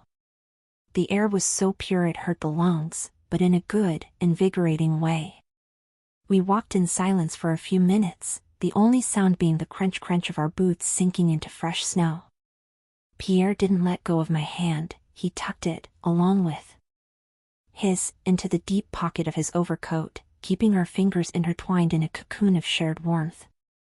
We walked away from the chalet complex, toward a trail lined with tall pines, whose branches were heavy with snow, bowing as if bowing to our passage.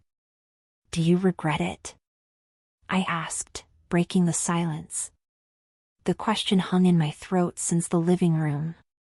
Pierre looked at me, breath forming a white cloud. "Regret what?" "Tokyo. The 3 million. Having hung up on a problem that is probably going to give you a monumental headache on Monday." Pierre stopped. We were in the middle of a clearing, surrounded only by the silent forest and the mountains that seemed to watch us. "Rebeca," he said, turning to me. He took our hands out of the pocket and held my shoulders, looking deep into my eyes. "I spent the last decade measuring my life in profits, in containers, in time zones. I have houses where I've never slept. I have cars I've never driven. I have everything, and often, I feel like I have nothing." He looked around at the static and eternal landscape. "Today, I built a crooked plastic castle with my nephew and with the woman who invaded my train. I saw my mother smile without the tension of keeping up appearances. I felt peace. How much is peace worth on the stock market, Rebeca?" "Priceless," I whispered, moved. "Exactly." He let go of one shoulder to caress my face, the leather of his glove cold against my warm cheek. "So no, I don't regret it. I would pay double to have this moment. To have you here, looking at me not as the heir Duchamp, but just as Pierre." I felt a hot tear roll down, tracing a path on my freezing skin. I see you, Pierre, I assured him, covering his hand with mine. I see the man who likes to build things. The man who loves his family but feels suffocated by it. The man who needed someone to share the silence. Pierre closed his eyes for a moment, as if absorbing my words, storing them somewhere safe inside him. When he opened his eyes again, there was a new shine there. A determination. Come. There is a place I want you to see. It is my favorite place in the world. We continued the walk, climbing a small hill. At the top, the view opened up. Before us was a frozen lake, a flat white surface surrounded by gigantic mountains. But what made the scene magical was a small wooden structure on the bank, an old, dark wood gazebo, with a solitary bench facing the lake. Pierre guided me to the bench. He brushed the snow off with his glove and we sat down, shoulder to shoulder, facing a white vastness. My grandfather built this gazebo for my grandmother, he told me, looking at the lake. They came here when the house got too full. He said time didn't pass here. That here they could just be a couple, no titles, no obligations. He put his arm around my shoulders, pulling me into the warmth of his body. I rested my head on his chest, listening to the rhythmic and strong beat of his heart through the layers of wool. I used to come here alone, he continued. I sat here and tried to imagine what it would be like to have someone to share this bench with. Someone who didn't care about the cold, as long as they were with me. He kissed the top of my head, the wool beanie pricking my lips. I never imagined that person would fall from the sky, or rather, jump onto a moving train in Zurich. I laughed, snuggling closer. I didn't jump while it was moving. It was stopped. But I admit it was the best trespassing of my life. We sat in silence for a while, watching the sun begin to set behind the peaks, painting the sky pink, orange, and violet. The colors reflected on the snow, turning the world into an oil painting. It was beautiful. It was perfect. And it was terrifying. Pierre, I began, pragmatic American insecurity surfacing again. This is magical. But what happens when the ice melts? I live in a studio in Zurich. My life is translating vacuum cleaner manuals. You live on private jets. He turned his face to face me. The sunset light illuminated his face, making him almost unreal in his beauty.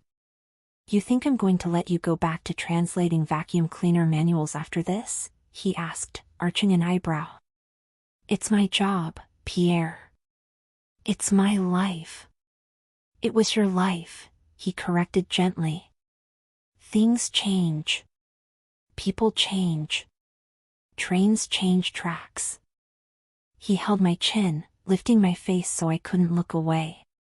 I don't know exactly how it will work logistically, Rebeca. I don't have a business plan for US. But I know one thing. I don't want to go back to that empty house in Geneva. And I don't want you to go back to your microwave fondue. What are you saying? My heart beat so hard it hurt. I'm saying I want to figure it out. I'm saying Zurich isn't that far. I'm saying I can work from anywhere, including a messy kitchen table in a small studio, if it means having coffee with you in the morning. He leaned in, his lips millimeters from mine. I'm saying you are my anchor, Rebeca. And I don't intend to weigh anchor anytime soon. The promise in his words was more valuable than any gift he could have bought. It wasn't an easy happily ever after promise. It was a promise of effort. Of trying. Of being there. I don't want to go either, I confessed, my voice a whisper against his lips. I want to stay. I want to see what happens when it's not Christmas. Then stay, he said. And then he kissed me.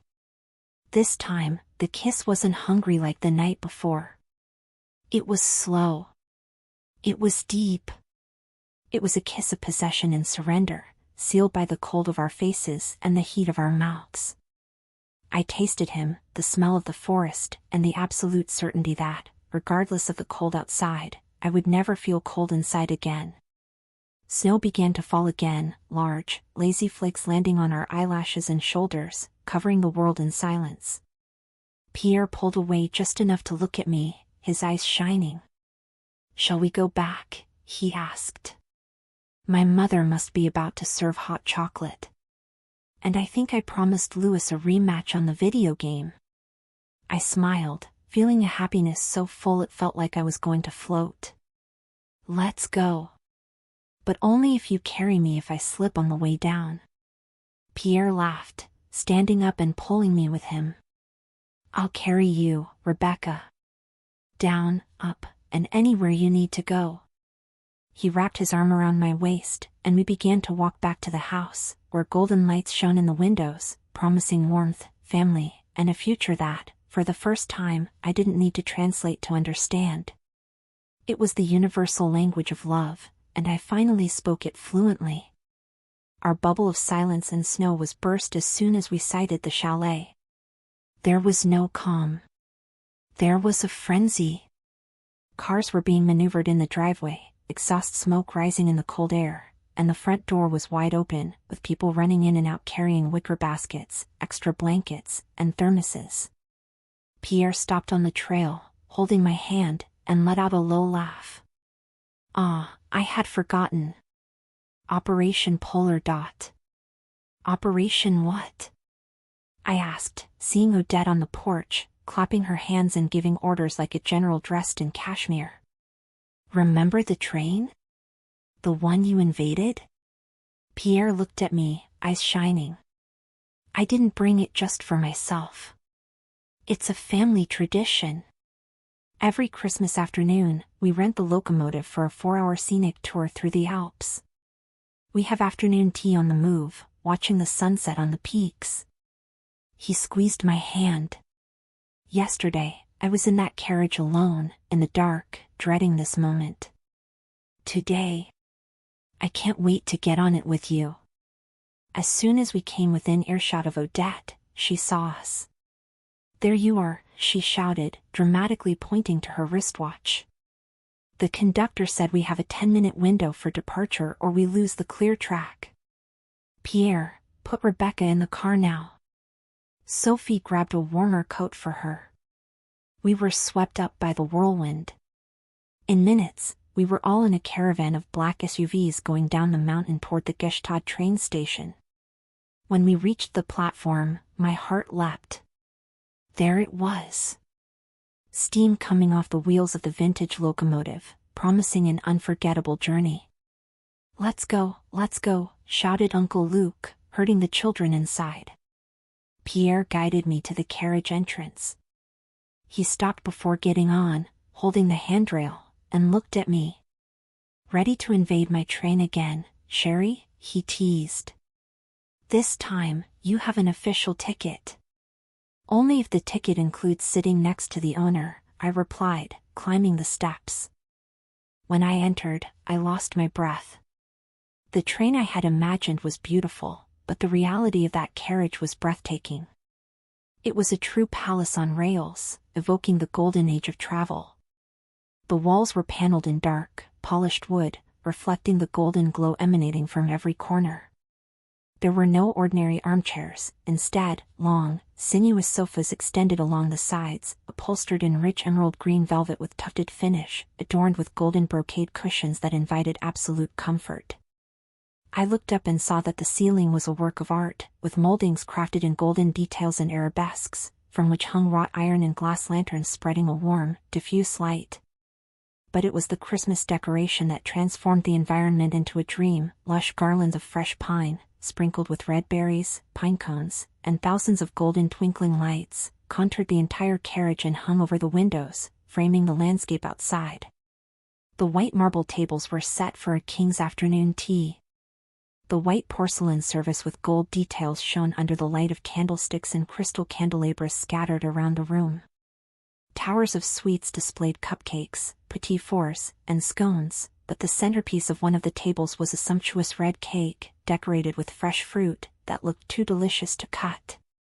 I took off the faux fur coat Sophie had lent me, revealing the outfit she had chosen for me, an elegant caramel wool coat tied at the waist, over black leather pants and suede boots. Pierre, impeccable in his navy blue coat and knit sweater, guided me to one of the green velvet sofas. "Switzerland suits you, Rebeca," he commented, sitting next to me and draping his arm over the back of the sofa, brushing the velvet. "But you, in this setting, fit perfection."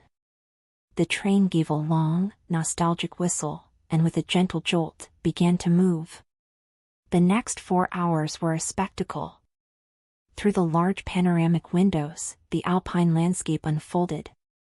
Snow-covered mountains rose majestically, and snow fell outside, white flakes dancing in the cold air, creating a magical contrast with the golden warmth of the interior. Tea was served on the move. Steaming silver teapots circulated, and the smell of hot chocolate and vanilla filled the carriage.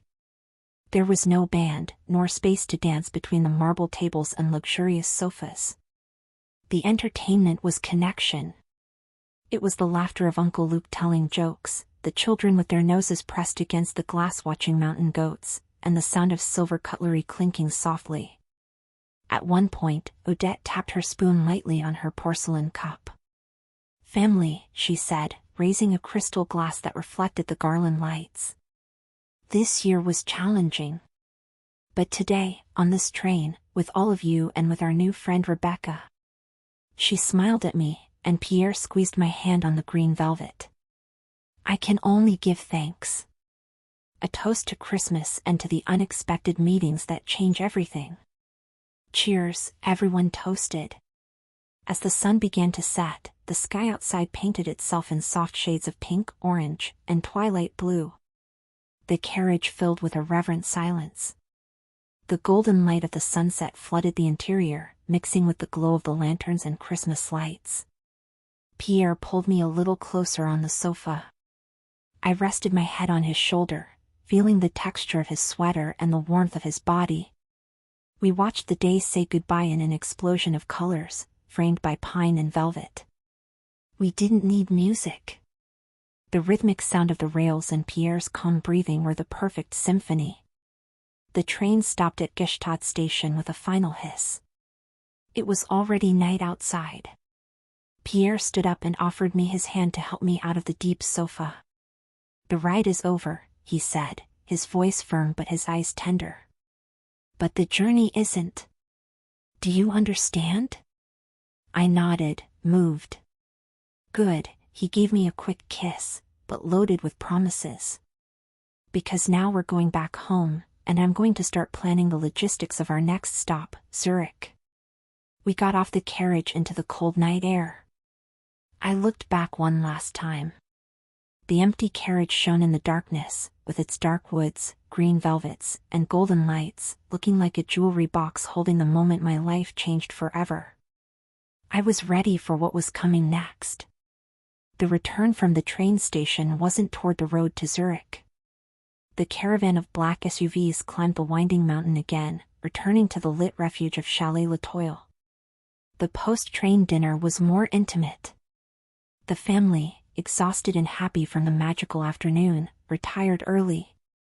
The children were carried to bed asleep, and uncles and cousins dispersed with glasses of wine to their respective rooms. Pierre and I went up to the tower room. As soon as the door closed, isolating the world, I felt the bubble of euphoria start to leak. I walked to the window, looking at the darkness outside. Tomorrow was the 26th. The holiday was over. I heard the sound of Pierre taking off his coat and putting wood in the fireplace. The fire crackled, bringing warmth to the room, but not to my stomach, which was cold with anxiety. "You were quiet on the way back," Pierre said. I felt his presence behind me before feeling his touch. He wrapped his arms around my waist, resting his chin on my shoulder. "What is that translator brain processing now?" I sighed, covering his hands with mine. "Logistics, Pierre. Reality. I turned in his arms to face him. Tomorrow is a work day. I have deadlines. I have an apartment in Zurich that must be freezing because I turned off the heater to save money. I have a life I left on pause when I got on that train. Pierre looked at me, and his expression was unreadable, too calm for my internal panic. Are you planning to leave tomorrow? He asked softly. I need to, don't I? My clothes ran out. My computer is there. My clients. Rebeca, he interrupted me, holding my face firmly, his thumbs caressing my cheeks. Listen well to what I'm going to say, because I don't intend to repeat it. You are not going back to that apartment. I blinked, surprised by the determination in his voice. What do you mean? You described that place to me on the train, remember? 4th floor, no elevator. Bad insulation. And, worst of all, empty. He shook his head. I am a man who solves problems, Sherry. And I refuse to allow the woman I love to return to a place that makes her feel cold and alone. But I can't just abandon everything. I have a rental contract, I have things there. We're going there tomorrow, he said, with the naturalness of someone deciding the weather. We'll go with the driver. We'll pack your clothes, your books, your photos. We'll break the rental contract.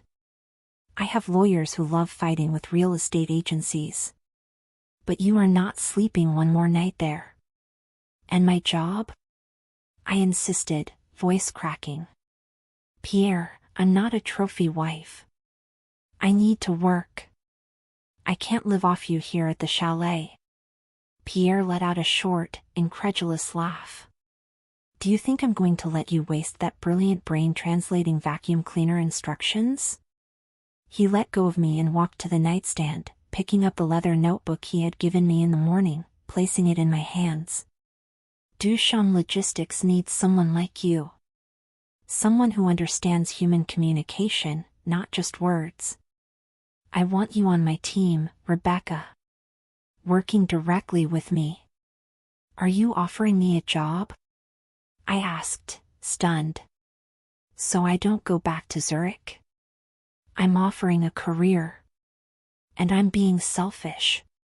He smiled, that crooked smile that disarmed me. If you work with me, I guarantee I'll see you every day. You can set up your office here at the chalet for now. Stay here with me. The tears I was holding back overflowed. It wasn't sadness. It was relief. You're crazy, I whispered, smiling through the tears. Controlling, arrogant, and crazy. And in love, he completed. Don't forget the in love part. He kissed the top of my head. Tomorrow we'll get your things. But starting today, Rebeca, your home is wherever I am. I pulled away a little to look at him, still playful. And if I say no? Pierre arched an eyebrow, challenging and seductive. Then I'll have to use my charm until you change your mind. I laughed, throwing my arms around his neck, feeling the lightness of the moment. I don't think I'll need convincing. I expected him to laugh. I expected him to spin me in the air or kiss me with that playful passion from before. But Pierre didn't laugh. He stopped. His smile disappeared so abruptly I felt a chill down my spine. He held my wrists and, gently but firmly, removed my arms from his neck, taking a step back. The silence in the room became heavy, almost suffocating. His expression became serious, somber, with an intensity in his blue eyes I had never seen, not even when he talked about business in Tokyo. My heart skipped a beat. Panic rose in my throat. Pierre, my voice came out a scared whisper. Did I say something wrong? If it's too soon to move, I understand, I can. Stop, he ordered. His voice was low, grave, with no trace of humor. He took a deep breath, running a hand through his hair and walking to the window, back to me, before turning around again. He seemed to be fighting something immense inside him. "You don't understand, Rebecca," he began, and the pain in his voice paralyzed me. "You look at all this, the chalet, the train, my family laughing, and you see a full life. But you don't know what it's like to be in my shoes." He took a step toward me, eyes fixed on mine as if he wanted to see my soul. "I am 35 years old. Since I was 22, I've carried the weight of my grandfather's legacy. I wake up every day with the weight of thousands of jobs on my back. I travel the world, shake hands, sign million-dollar contracts, and return to empty hotel rooms. I have been a ghost in my own life, Rebecca. I exist for the company. I exist for the family. But I wasn't living." I was trembling, scared by the rawness of his confession. "Pierre." "No, let me finish." He came closer, invading my personal space, his energy vibrating around me. I was resigned. I thought my life would be this, cold success and honorable loneliness. "And then you got into the wrong carriage." His expression softened, but the intensity increased. "You came in talking to yourself, complaining about the cold, with that ridiculous beanie and an honesty that disarmed me in seconds. You didn't know who I was. You didn't want my money. You just wanted to be heard." And in that moment, in the dark, for the first time in a decade, I felt my heart beat for real. Not the mechanical heart that keeps me alive, but the heart that feels. He took my hands. His grip was strong, desperate. "I am not offering you a job to be nice. I am not bringing you to my house because it's convenient. I am doing this because the idea of you walking out that door and going back to your life without me terrifies me more than losing my entire fortune. I am here, Pierre," I whispered, crying openly now. "I know you are here now. But I need more." He let go of one of my hands and, slowly, with a solemnity that made the world stop, he knelt on the plush rug before me. I brought my hands to my mouth, a sob stuck in my throat. "Pierre, what are you?" He looked up at me. There was no doubt in his eyes. There was only absolute, overwhelming certainty. "I don't want to date you, Rebecca. I don't have time for games, to see where it goes. I waited my entire life to find the woman who made the world make sense, and I found her on Christmas Eve." He took a dark blue velvet box from his suit pocket. It wasn't a new box. It looked old, worn by time. This ring was my grandmother's. My grandfather gave it to her in the gazebo, when they had nothing but dreams. He told me to keep it for the woman who would be my partner, my equal, my anchor. He opened the box. A solitaire diamond, classic and brilliant, sparkled in the firelight. "I want to build a life with you, Rebecca. Not a life of appearances, but a real life.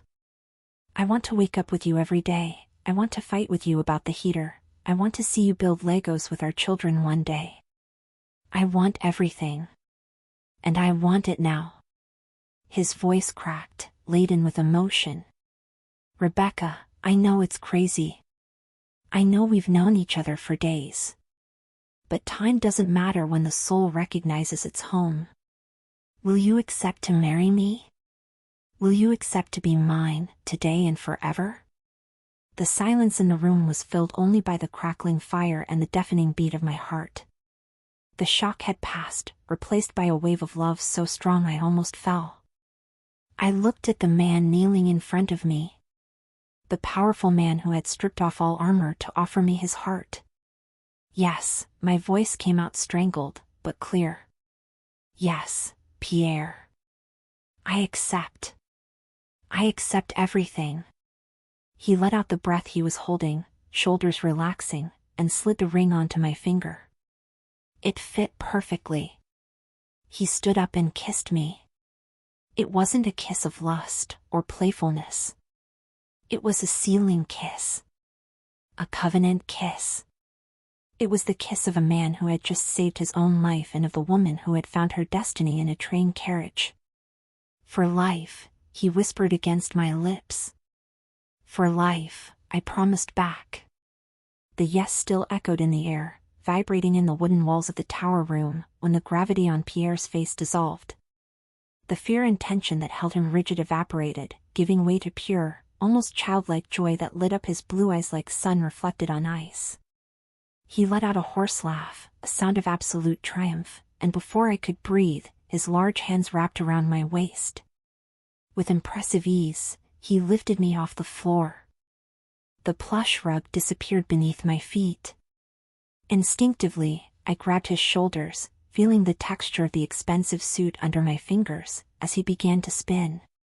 The room transformed into a blur of golden lights, dancing shadows, and the orange glow of the fireplace. Everything was spinning, the world, my life, the future, except Pierre. He was the axis, the firm and unshakable center. You said yes, he whispered, not to me, but to the universe, as he spun me, pressing me against his chest as if wanting to fuse our bodies right there, in the air. When he stopped spinning, he didn't put me down. He held me suspended, our faces aligned, my breath mixing with his. I felt his strong arms supporting my weight effortlessly, trembling slightly not from weakness, but from contained emotion. I will never let you go, he promised, his eyes sweeping my face with an adoration that made me feel sacred. Never. Slowly, as if time had turned into honey, thick and sweet, he began to walk toward the bed. Every step of his was deliberate. I buried my face in the curve of his neck, inhaling that scent that was now my home, sandalwood, mountain cold, and the warm note of his skin. I felt his pulse against my cheek, fast and strong, a tribal drum celebrating our union. He reached the edge of the bed and deposited me on the linen duvet with a gentleness that contrasted with his brute strength. It was a fluid, continuous movement. He didn't pull away, he followed me, his body covering mine, protecting me, claiming me. His weight on me was the anchor I didn't even know I needed. Pierre leaned on his elbows, framing my face with his hands. The fire in the fireplace crackled, casting flickering shadows on his tanned skin, drawing the contours of his tense muscles. He didn't kiss me immediately. Instead, he began to map me. His fingers traced the line of my eyebrow, went down the curve of my nose, outlined my trembling lips. It was a touch of reverence, light as a feather, but leaving a trail of fire wherever it passed. Mine, he murmured, the word coming out like a prayer. My wife. My life. When his lips finally touched mine, there was no rush. It was a slow, deep kiss, savoring the moment. I felt the coldness of the diamond ring, his grandmother's ring, now mine, pressed against the back of his neck as I tangled my fingers in his hair. The contrast of the cold metal with the feverish heat of his skin made me arch my back, seeking more contact. He moved his kisses down to my neck, and I felt a shiver run down my entire spine, radiating to my fingertips and toes. Every touch of his mouth was a promise kept. He kissed the wrist where my heart beat wildly, kissed the sensitive skin behind my ear, making me let out a sigh that sounded too loud in the silence of the room.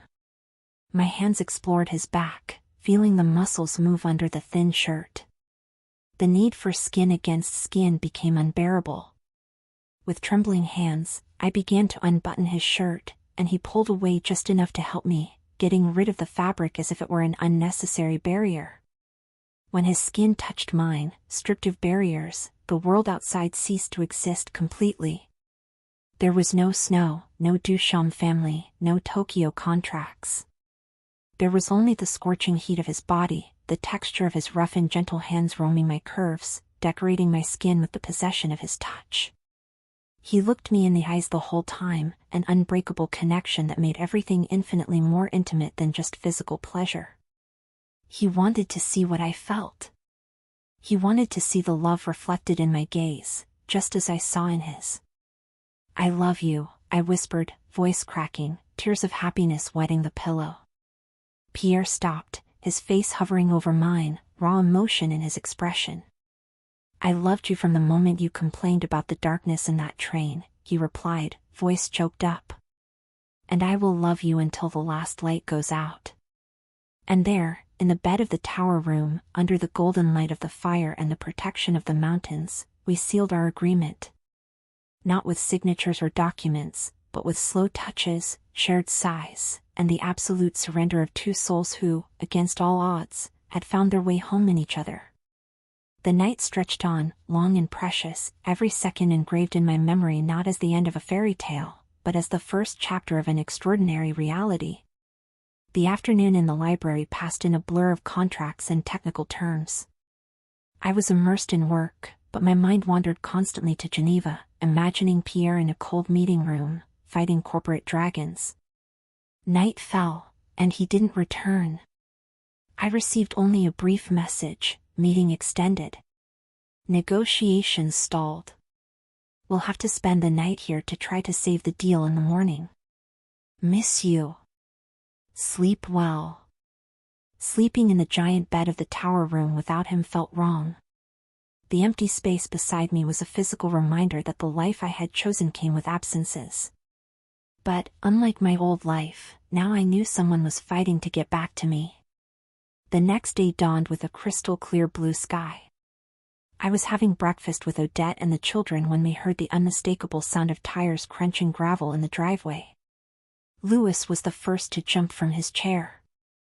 "Uncle Pierre is here." We all ran to the entrance. When the door opened, I didn't see a defeated CEO or an angry man.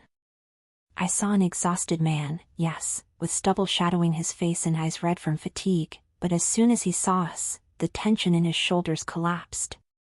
He dropped his briefcase on the floor and opened his arms. Louis and Chloe hugged his legs, and Odette kissed his face with maternal affection. But his gaze sought mine over everyone's heads. I walked to him, and Pierre wrapped me in a crushing hug. He buried his face in my neck, breathing deeply, as if recharging his batteries with my scent. "I made it back," he whispered, voice hoarse. "It's the only thing that matters now." "You are home," I replied, caressing the back of his neck. We all went to the lunch table. There was no whiskey, no isolation. Pierre sat at the head, with me to his right, and ate with gusto the homemade food Odette had ordered prepared. He talked to the children about school, listened to Sophie's gossip, and seemed genuinely grateful to be there, in the midst of familiar noise, far from the sterile silence of Geneva offices. But I saw the signs. His hand trembled slightly when he held the fork. His gaze would go distant for seconds before returning to the conversation. When lunch ended and the family dispersed to the living room, Pierre looked at me and gave a slight nod toward the stairs. We went up to our room in silence. As soon as the door closed, the facade of tranquility he maintained for the children crumbled, revealing deep worry. He walked to the bed and sat on the edge, elbows on knees, head down. With a heavy sigh, he brought his hands to his neck and loosened his shirt collar, undoing the top button that seemed to suffocate him. "Is it bad?" I asked softly, sitting next to him, but giving him space. Pierre ran his hands over his face. "It's confusing, Rebeca. That's the worst part. It's not a question of money or logistics. The deal with Japan just stopped. They didn't cancel, but they froze. My lawyers say the contract is perfect. My financial directors say the numbers are excellent. But the Japanese delegation left the room last night at midnight without saying a word and today didn't answer any calls." He looked at me, frustrated. "I feel like I'm missing something. Something invisible. I spent the whole night reviewing the clauses and I can't find the error." "Did you bring the papers?" I asked. "They're in my briefcase." "But it's pure legalese." "Bring the briefcase, Pierre." He looked at me, curious, but obeyed. He placed the leather briefcase on the bed and took out a stack of documents, spreading them on the duvet. I started reading. I didn't read the numbers. I didn't read the termination fines. I looked for the email exchange, the meeting minutes, the footnotes of formal communications between Duchamp Logistics and the Osaka conglomerate. Pierre watched me, collar open, revealing his tense neck, as I turned the pages. Here, I murmured, stopping at an email sent 3 days earlier by Pierre's chief lawyer. Who wrote this? Muller, my chief counsel. He is the best in Switzerland. Efficient, direct. Too direct, I corrected, analyzing the text. Pierre, look at this. Muller used imperative terms. Duchamp demands the guarantee. The deadline must be met under penalty of. In German or American English, this is standard.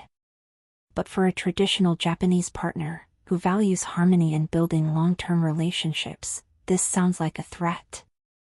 I continued flipping through, now looking for patterns. And look at their response. They didn't say no, they said, we will consider the difficulty of this request. That means they're going to think about it, right? Asked Pierre. I shook my head, smiling sadly. No, Pierre. In their business culture, that is a polite no. They are saying you were aggressive and they are backing off so no one has to lose face confronting you directly. Their silence today isn't indecision. It's the end. They are waiting for you to give up so no one has to be embarrassed. Pierre took the paper from my hand, rereading the words with the new perspective I had just given. His blue eyes narrowed, engineer's quick mind connecting the dots. Muller treated an emperor as if he were a parts supplier, he murmured, realization dawning. I was looking for a calculation error, but the error was in tone. He looked at me, and the admiration on his face warmed my heart. I spent 12 hours in a room with 5 expensive lawyers and none of them saw this. You read for 5 minutes and diagnosed the patient. I study people, Pierre. Not just languages. I gathered the papers and organized them on my lap. This isn't irreversible, but it needs a surgical approach. No lawyers. No demands. What do you suggest? He asked, now totally focused on me, trusting me as his strategic partner. I'm going to study this case thoroughly, I declared, getting up from the bed and walking to the room's desk. I'm going to draft a retraction letter. Not apologizing for the contract, but reframing the intent.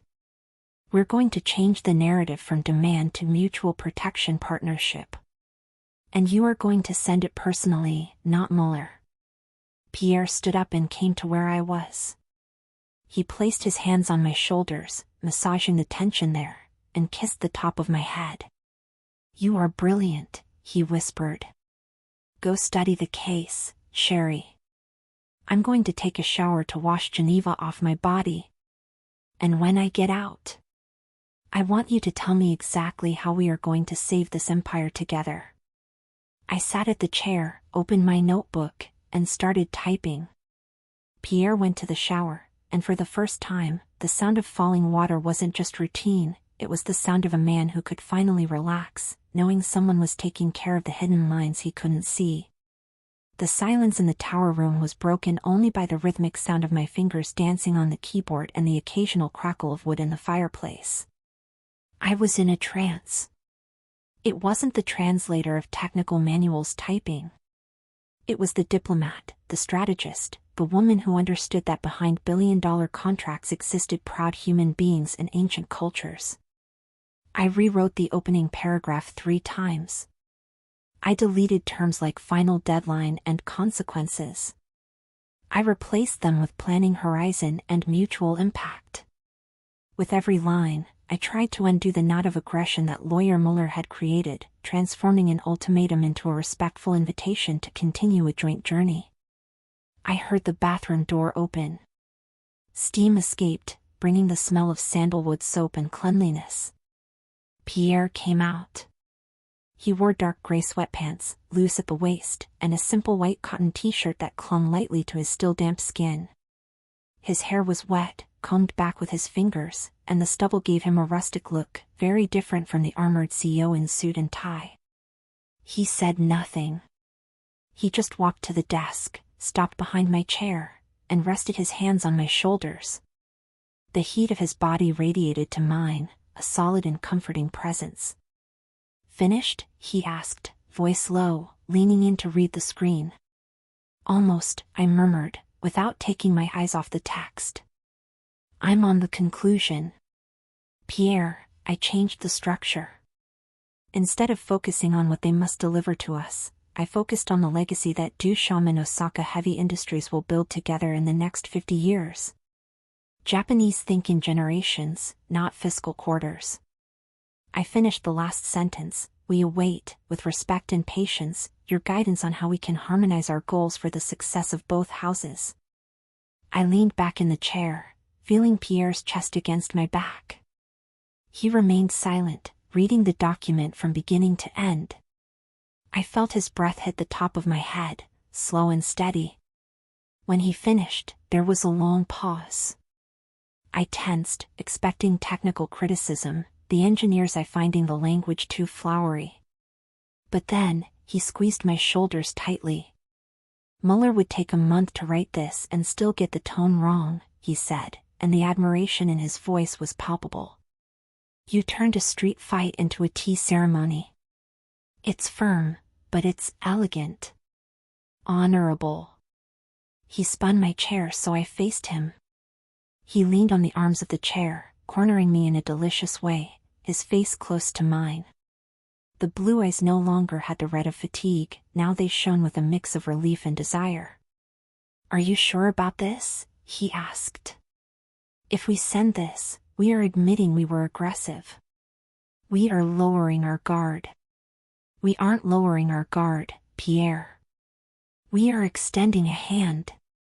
I brought my hand to his face, feeling the roughness of his beard. "Trust me. Strength isn't in shouting louder. It's in knowing when to speak softly." Pierre closed his eyes for a second, absorbing my words. Then, he opened his eyes, grabbed the mouse on the table, and clicked send. The send notification sound echoed in the room.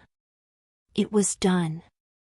The fate of $1 million contract and the jobs of hundreds of people were now traveling via fiber optic to the other side of the world.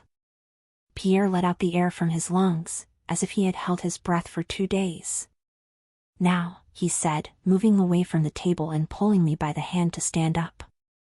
"It's in their hands. And in the hands of the time zone. They will only read this in 6 hours." "What are we going to do for 6 hours?" I asked, though the answer was clear in the way he looked at me. Pierre pulled me against his body.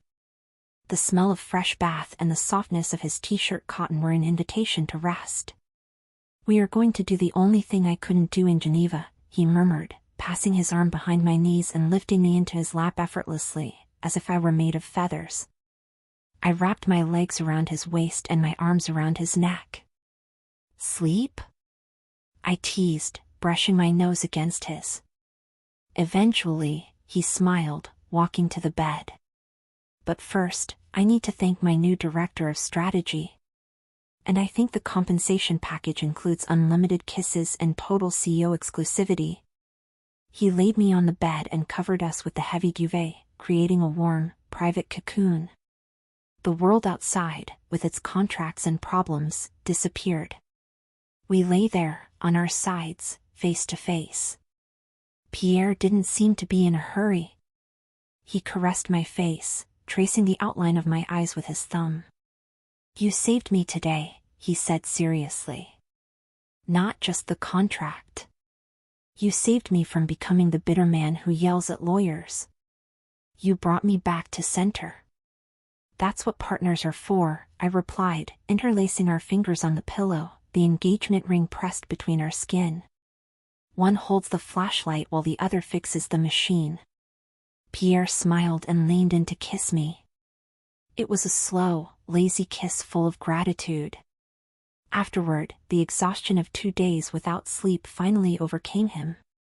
He settled his head on my chest, draped his arm over my waist, and in minutes, his breathing grew heavy. He slept.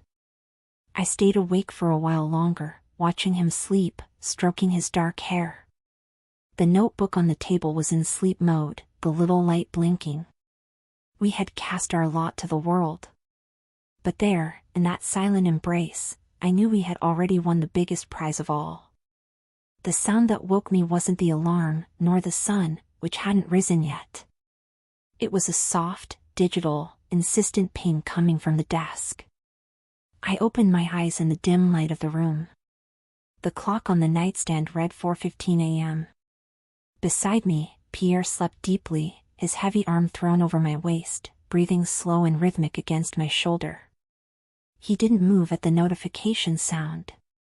The exhaustion of days of battle kept him in a stone-deep sleep. My heart, however, raced instantly. With extreme care not to wake him, I slid out from under his arm and got out of bed. The wooden floor was icy under my bare feet. I walked to the desk where my notebook remained open, the screen light in standby mode pulsing like a beacon in the darkness. I touched the trackpad. The screen lit up, hurting my eyes accustomed to the dark for a second. There it was. A new message in the inbox. Sender, Hiroshi Tanaka, CEO, Osaka Heavy Industries. Subject, Harmonization of objectives. My hand trembled slightly over the mouse. I knew that click would define not only Pierre's mood for the next few weeks but also the validation of my own ability to navigate his world. I took a deep breath and clicked. Dear Mr. Duchamp, we received your letter with great appreciation. The words chosen brought clarity where before there was fog.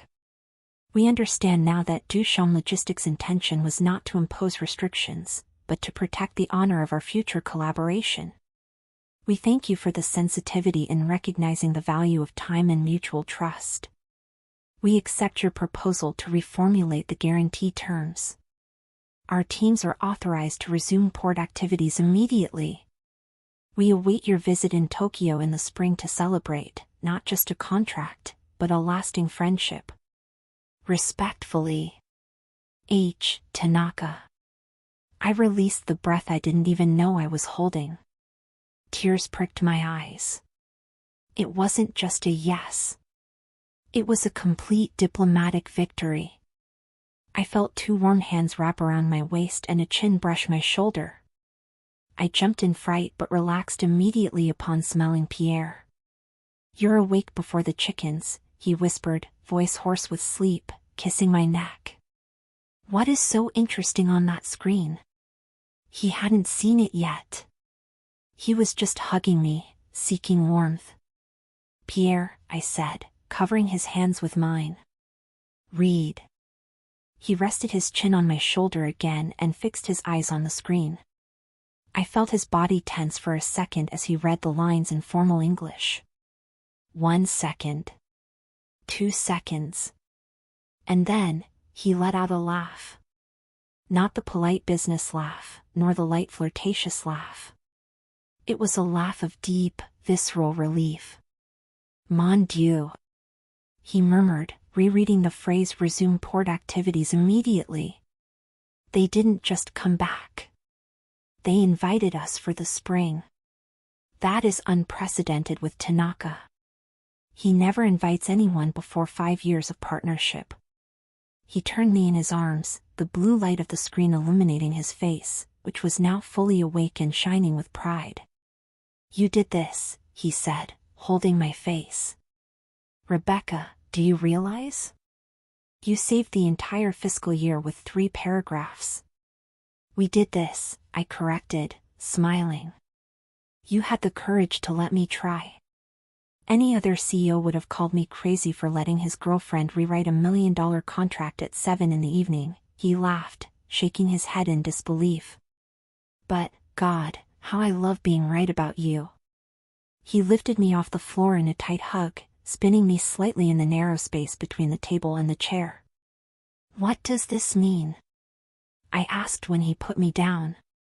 It means the ships will leave port this afternoon. It means 300 people in Osaka will receive their year-end bonuses. He rested his forehead on mine.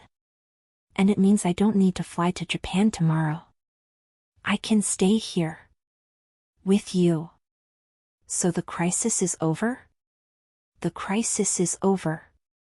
He kissed the tip of my nose. And you, Miss Rebeca, have just been promoted. I'll have to invent a new title, because consultant is too little. How about savior of the motherland and owner of my heart? The title is a bit long for a business card, I joked. We'll work on it. Pierre looked at the window. The sky outside was starting to change from black to deep blue, the outline of the Alps emerging at dawn. You know what we're going to do now? He asked.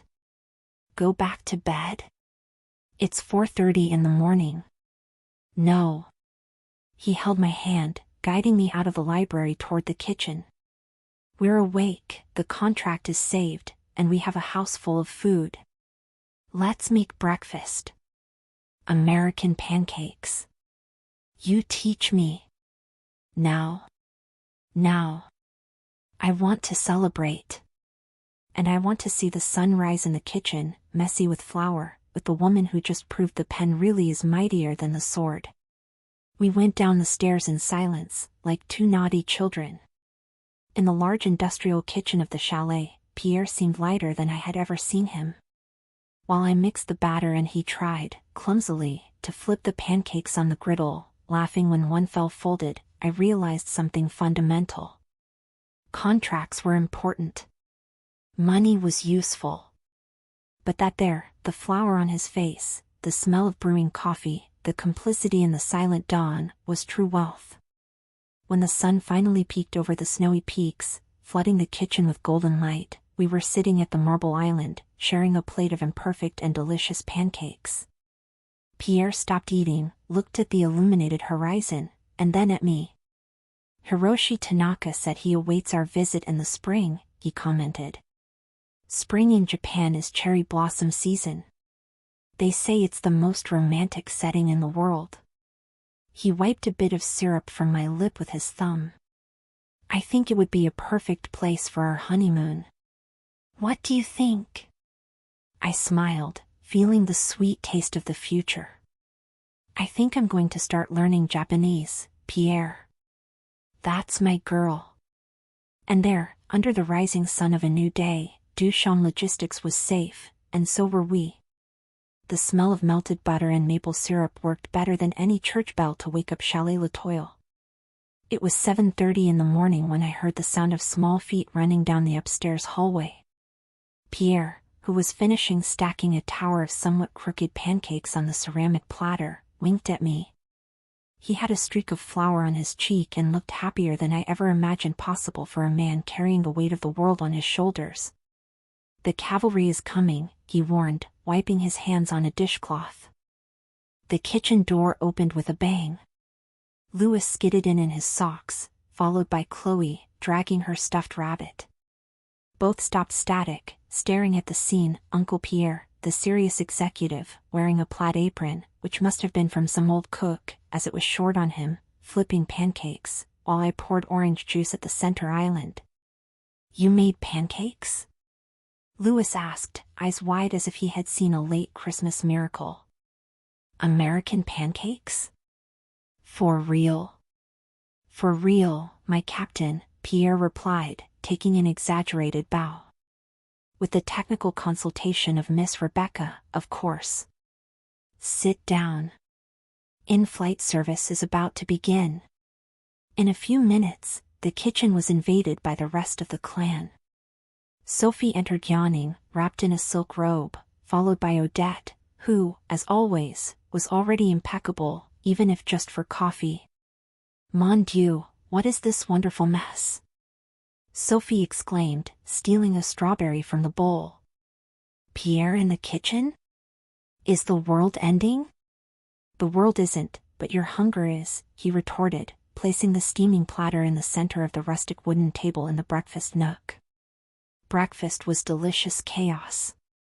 The children smeared themselves with syrup, Sophie jokingly complained she'd gained 5 kilos just looking, and Odette watched it all with a satisfied smile, pouring herself tea. But there was something different in the air. Pierre wouldn't stop looking at me. With every sip of coffee, every laugh from Chloe, his eyes sought mine, sharing an inside joke, a complicity that shone brighter than the sun outside. When the last pancake was devoured, Pierre cleared his throat. The sound was soft, but enough to silence the table. He stood up, holding his coffee cup, but his posture changed. The plaid apron didn't diminish his commanding presence at all. "Family," he began. "Today's breakfast wasn't just because Rebeca and I lost sleep. It was a celebration." Odette placed her cup on the saucer with a delicate clink. She knew. Mothers always know. "Last night," Pierre continued, extending his hand to me, "we won an important battle in Tokyo. But, more important than that, I won the biggest battle of my life. The battle against my own loneliness." He pulled me to stand beside him. I felt the warmth of his hand, firm and secure. "I asked Rebeca to stay. Not just to work at the company, or to spend the holiday. I asked her to stay forever." He lifted my left hand, displaying his grandmother's diamond shining on my ring finger. A sharp scream cut the air. It was Sophie. She jumped from her chair, knocking over her napkin. "I knew it. I told Luke you two had that happily ever after look on the train." She ran to hug me, almost knocking me over. "Oh my God, sister-in-law. Finally." "Pierre." Odette stood up, eyes misty, walking to us with a regal dignity that dissolved into a warm hug for her son. "You finally used the ring. You finally woke up." "She woke me up, Maman," he corrected, kissing his mother's hand. "And are we going to have a wedding?" Louis asked, mouth dirty with honey. "Can I carry the rings? Or do I have to wear that itchy suit?" Everyone laughed, and Pierre ruffled his nephew's hair. "Yes, Louis, there will be a wedding. And you can choose the suit, as long as it's not a superhero one." "We'll discuss that," murmured Louis seriously. Once the initial euphoria settled and more coffee was served, the breakfast table instantly transformed into a matrimonial planning war council. The Swiss efficiency of the Duchamp family kicked into gear. "Spring," decreed Odette, looking at me. "We can't wait. A long engagement is unnecessary when you are sure." And Pierre waited 35 years. "April," Sophie suggested, already typing on her phone. "The weather starts to clear. The garden by the lake in Geneva would be in bloom." "Actually," Pierre interrupted, putting his arm around my shoulders, "we received an invitation this morning. Hiroshi Tanaka invited us to Tokyo in the spring. To see the cherry blossoms." Sophie stopped typing. Odette raised an eyebrow. "A wedding in Japan?" asked his mother, pondering. "It would be exotic. Intimate. Far from the gossip press of Geneva. We could do the official ceremony here, something small, civil," Pierre suggested, looking at me, asking for my opinion with his eyes. "And the spiritual celebration, the honeymoon, the blessing, we would do under the cherry blossoms in Kyoto. What do you think, my strategist?" I felt my heart warm. He was uniting everything, work, family, our beginning. "I think it's perfect," I replied. "But on one condition." "What?" everyone asked at the same time. "That Louis can carry the rings. Even if it is in Japan." "Deal," shouted Louis. "I'm going to learn to say ring in Japanese." "Yubua," I taught, smiling. Pierre looked at me, surprised and enchanted. "Have you already started studying?" he whispered in my ear. I said I would take my role as partner seriously, I whispered back. The rest of the morning was a whirlwind of schedules, guest lists, which Odette promised to keep to just the essentials, which in her language meant some 200 people, and discussions about dresses. While the family debated whether the cake should be fruit or chocolate, Pierre pulled me discreetly to the balcony door. We stepped out into the fresh alpine morning air. The snow shone, untouched. "Are you okay?" he asked, worried. "They are intense." My mother must have already chosen the names of our first 3 children in her head. I laughed, leaning my head on his chest. "I'm great, Pierre. For the first time in my life, I don't feel alone in a crowd. I have a family." He kissed the top of my head, hugging me from behind, both looking at the horizon. "You do. And we have a plan. Geneva for the civil, Japan for the soul. And then, the world. Sounds like good logistics, Mr. CEO. The best of all, Mrs. Future Duchamp. The best of all." Geneva in the spring wasn't just a city, it was a promise. The gray of winter had disappeared, replaced by the vibrant green of the trees around Lake Geneva and the tulips coloring the public flower beds. But the most beautiful color that April morning was the ivory white of my dress. I was in a suite at the Four Seasons de Berg's Hotel, looking at my reflection in the full-length mirror. I didn't choose a voluminous princess dress, we saved the extravagance for Japan. For the civil ceremony, I opted for modern, sharp elegance, worthy of the new strategic partner of Duchamp Logistics. It was a midi dress of silk crepe, with an impeccable tailored cut, long sleeves, and a discreet V-neckline. Over it, a structured blazer of the same color, cinched at the waist, giving me an air of power and femininity. On my feet, classic nude pumps. "You look." Sophie stopped at the door, bringing her hands to her mouth. "Rebeca, you look like a modern queen. Grace Kelly would be jealous."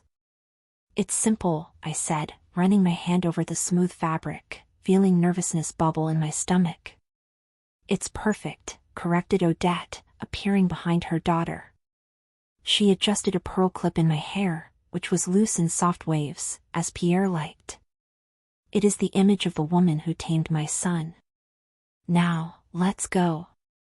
The groom has been pacing the sidewalk of the city hall for 20 minutes. The ride to the Hôtel de Ville, Geneva's city hall, located in the old town, was short, but felt like it lasted forever. The cobblestone streets climbed toward the historic heart of the city. When the car stopped in the inner courtyard of the 15th century building, my heart stopped too. Pierre was there. He was talking to his brother, Luc, but his eyes watched the courtyard entrance. He wore a charcoal gray custom-made suit, with a light blue tie that highlighted the color of his eyes. He was shaven, hair trimmed, impeccable. But when he saw me get out of the car, the executive posture crumbled. He walked toward me, ignoring the few tourists taking photos. He said nothing at first. He just took my hand and kissed it, then raised his gaze, sweeping my face with a devotion that made my legs tremble. "Mon Dieu," he whispered. "I am the luckiest man in Europe." "You're late for your own luck," I joked, trying to hide the emotion. "The judge is waiting for us." We entered the salle de mariages. It was a historic room, with dark wood paneling and ancient frescoes on the walls, full of gravity and history. But in that moment, it felt small and intimate. Only the family was present. Odette, Sophie, Luc, a few close cousins, and, of course, the children. We walked together to the civil registrar's table. There was no wedding march, just the sound of our steps on the old floorboards and the respectful silence of those witnessing a miracle. The officer, a middle-aged woman with a kind smile, began the ceremony in French. She spoke about Swiss laws, rights and duties, about building a society based on family. It was bureaucratic, yes. But with Pierre's hand squeezing mine, every article of the civil code sounded like poetry. "Pierre Alexander Duchamp," called the officer. Do you consent to take Rebeca as your wife? Pierre turned to me. He didn't look at the judge. He looked into my eyes. I spent my life measuring time in contracts and deadlines, he said, breaking protocol with a choked voice. But since that train, time stopped. Rebeca, you are not just my choice. You are my destiny. I promise to be your partner, your shelter, and your biggest fan, in all languages, in all time zones. I accept. I felt a tear run down. The officer smiled and turned to me. Rebeca, do you consent to take Pierre as your husband? I took a deep breath, feeling his solidity beside me. I arrived here translating the words of others, I began, my voice shaky but firm. But with you, Pierre, I found my own voice. I promise to translate your silences, share your burdens, and never let you forget that life is more than duty, it is love. I accept. The rings, please, asked the officer. Louis, wearing a mini navy blue suit he had proudly chosen, approached with a velvet pillow. He was solemn, taking his mission very seriously. Pierre took the simple gold band and slid it onto my finger, just above his grandmother's engagement ring. I did the same with his. The metal warmed instantly in contact with the skin. By the power vested in me by the Canton of Geneva, declared the officer, closing the book. I declare you husband and wife. Mr. Duchamp, you may kiss the bride. Pierre didn't wait. He held my face with both hands and kissed me. It wasn't a shy registry office kiss. It was a passionate kiss, sealing the promise, ignoring bureaucracy and protocol. The family exploded in applause. I heard shouts of bravo, from Luc and the children's laughter. When we parted, Pierre rested his forehead on mine. Finally, he whispered. Mrs. Duchamp. We signed the register book. The pen glided smoothly over the thick paper. Rebeca Duchamp. The black ink drying, making eternal what had started with a train mistake. We left City Hall into the afternoon sun. The family awaited us in the courtyard with bags of dried rose petals, Sophie's idea. We were bombarded by a fragrant and colorful rain. Pierre laughed, picking petals from my hair, and hugged me by the waist, turning me toward the city below us. The civil is done, he said, looking at the horizon. The law is satisfied. Now Japan? I asked, excited. Now lunch, he corrected, practical and hungry. I booked the entire restaurant at Parc des Vives. And then Japan. He kissed me again, right there in the middle of the street, under the Swiss spring sun. I didn't need to translate that moment. The language of happiness was universal, and I finally spoke it fluently. If Geneva was the signature of the law, Kyoto was the signature of the soul. We arrived in Japan 3 days before the big meeting with Tanaka, but Pierre had other plans for these 72 hours. He had rented a private historic property in Arashiyama, away from the urban chaos, where the bamboo forest met the river and the mountains. The morning of the ceremony dawned with a diffuse and magical light. The gray of the Swiss winter seemed a distant memory, replaced by the white and vibrant pink of the sakuras, the cherry blossoms in bloom covering the ancient imperial capital like low clouds. There were no judges, nor civil codes. There was only us and the Duchamp family, who had flown in masse to witness what Odette called the true yes. I got ready in the main tea pavilion. Sophie helped me, with tears in her eyes, close the buttons of my dress. For this ceremony, I didn't want tailoring. I wanted a dream. The dress was of white silk organza, light as air, with layers that floated with every step, resembling the very petals falling outside. The neckline was off the shoulder, romantic, and in my hair, instead of heavy jewelry, Sophie pinned natural cherry blossoms. Are you ready? Sophie asked, holding my hands. I am, I replied, feeling absolute peace. I walked to the garden. An ancient stone path served as the aisle, flanked by stone lanterns and centuries-old trees. Pierre waited for me under an aged wooden torii, positioned facing the river. He wore a light suit, sand-colored linen, perfectly tailored but without a tie, with the white shirt open at the collar. The gentle wind swayed his dark hair. When he saw me, he didn't smile immediately. He took a deep breath, as if air had failed him, and his eyes shone with suspicious moisture. The ceremony was conducted by an old friend of the Duchamp family, a local monk who spoke French. But it was our words that mattered. "The rings, please," said the monk. It was Louis's turn to shine. The boy, wearing a ceremonial children's kimono Pierre had ordered custom-made, walked with solemn and important steps to us, holding the silk pillow. He stopped in front of Pierre, puffed out his chest and said, loud and clear, "Yubiwa." Everyone laughed softly, moved by his effort.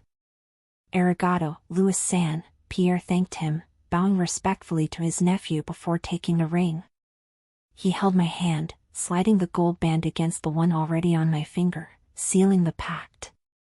"Rebeca," he said, his hoarse voice competing with the sound of the river. "I found you in the cold, in the dark, and in loneliness. But I promise to love you in the light, in the warmth, and in joy. May this spring be the first of all the seasons of our life." "Pierre," I replied, holding his face. "You gave me a home when I had nowhere to live. You gave me a purpose. And today, under these flowers that last so little, I promise a love that lasts forever." He kissed me, and at that moment, a strong breeze shook the trees above us, raining thousands of pink petals over our heads, as if nature itself were throwing rice. The afternoon followed with an intimate lunch in the garden. And afterward, the family said their respectful goodbyes, returning to the hotel in Kyoto. We stayed alone on the property. And Pierre guided me to the imperial suite. It wasn't an ordinary room. It was a stunning space, a fusion of ancient Japan with contemporary luxury. The floor wasn't just tatami, but covered with Persian silk rugs. The walls were movable panels hand-painted with gold leaf reflecting the soft light of modern minimalist lanterns. In the center, on a polished dark wood platform, was a low king-size bed, with thousand-thread-count Egyptian cotton sheets and a golden brocade bedspread. One entire wall was glass, revealing the artistically lit bamboo garden outside, ensuring total privacy. Pierre locked the door to the outside world. He took off his linen jacket, tossing it onto a designer armchair, and came to me. "Finally," he whispered, undoing the bow of my dress. Alone. The wedding night didn't have the urgency of the first encounter, nor the tension of the engagement. It had the elegance of that room. It was slow, luxurious, and deep. Between the soft sheets and the glow of gold on the walls, Pierre loved me with a dedication that made me forget my own name, leaving only Mrs. Duchamp. We fell asleep intertwined, surrounded by the silence of the bamboo forest. The next day dawned with the promise of business. We woke up, had a traditional breakfast served in the room, and began preparation. The transition from lovers to power partners was fluid. For the evening with Tanaka, Pierre had ordered something special, a long silk dress with formal sophistication. Pierre, impeccable in his modern tuxedo, watched me. "Atsukushi," he said. "Beautiful. You carry the daylight on your skin." We were taken in a silent black car to Tanaka's party location. The garden was lit by hundreds of lanterns. Hiroshi Tanaka came to meet us, extending his hand in a Western gesture of welcome that surprised everyone. "Mr. Duchamp, Mrs. Duchamp. I heard you got married yesterday." "It is an honor, Mr. Tanaka," I replied. "Your trees were the best witnesses. The honor is ours. You transformed a cold contract into a warm alliance." The party was an absolute triumph. Pierre laughed and talked, translating his confidence to everyone. I stood by his side, not as a shadow, but as a light, consolidating the image of the new power couple of world logistics. When the official party ended and the last guests withdrew, Pierre dismissed the car with a mischievous glint in his eyes. "The night isn't over for us yet," he whispered in my ear. "Yesterday we had the gold room. Today I want to take you to the waters." We returned to our property in Hiroshima and walked along a stone path to an annex I hadn't seen yet, the private onsen. It was a natural open-air hot spring, surrounded by volcanic rocks and steam. Pierre took off his tuxedo right there, under the moonlight. He entered the water first and extended his hand to me, helping me slide into the relaxing heat, the party dress forgotten on the stone bench. The hot water enveloped our tired bodies from the party, relaxing every muscle. Pierre pulled me onto his lap, the water hitting our shoulders. "Is this real?" I whispered, resting my head on his wet chest. The train, the snow, the gold room, the success with Tanaka, it seems like a movie. Pierre held my face, water running down his arms. "It's better than a movie, Rebeca. Because in the movie, it ends. Here." He kissed me, a hot, wet kiss amidst the steam. "Here is just the beginning." There, in the steaming water of Kyoto, under a rain of silent petals, the code of honor governing Pierre Duchamp's life was definitively rewritten. It wasn't about duty anymore. It was about us. And it was the most sacred code of all.